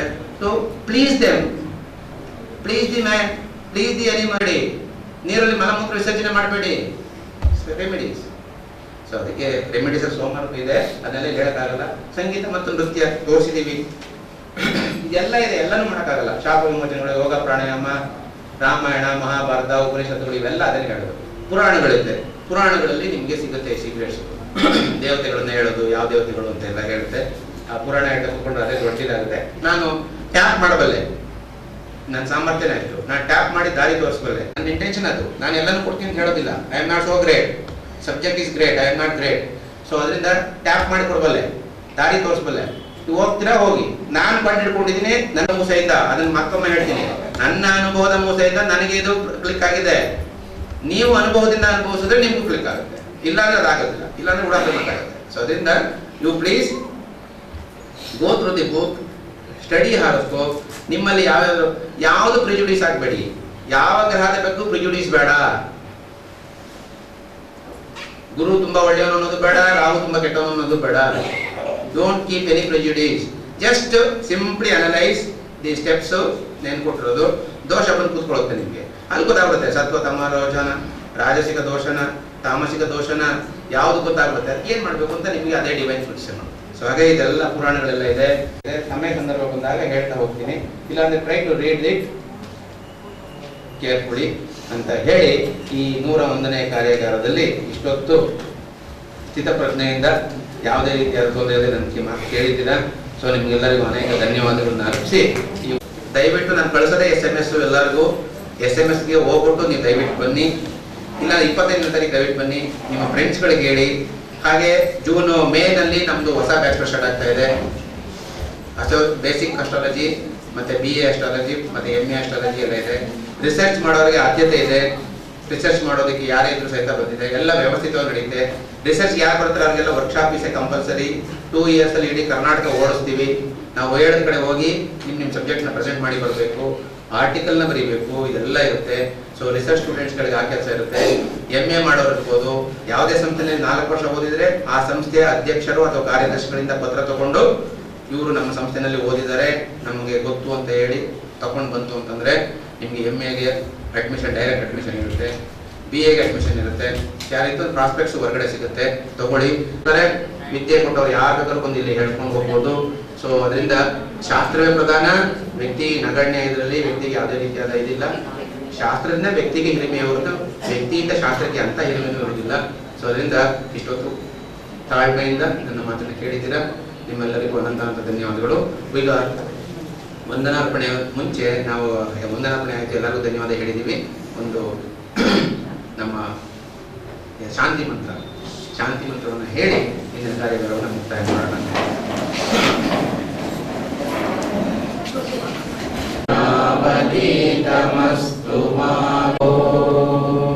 ಶ್ರೀಕೃಷ್ಣಾರ್ಪಣಮಸ್ತು. ತುಂಬಾ ಉರಿಬಿಸ್ತಿದೆ, ಎಲ್ಲರೂ ಸಾವಧಾನವಾಗಿ ಹೋಗಿ ನಿಧಾನಕ್ಕೆ ಮನೆ ತಲುಪಿಕೊಳ್ಳಿ. ಮುಂದಿನ ಭಾನುವಾರ 25ನೇ ತಾರೀಕು ಮೇ ತಿಂಗಳು ಬನ್ನಿ. ಧನ್ಯವಾದಗಳು.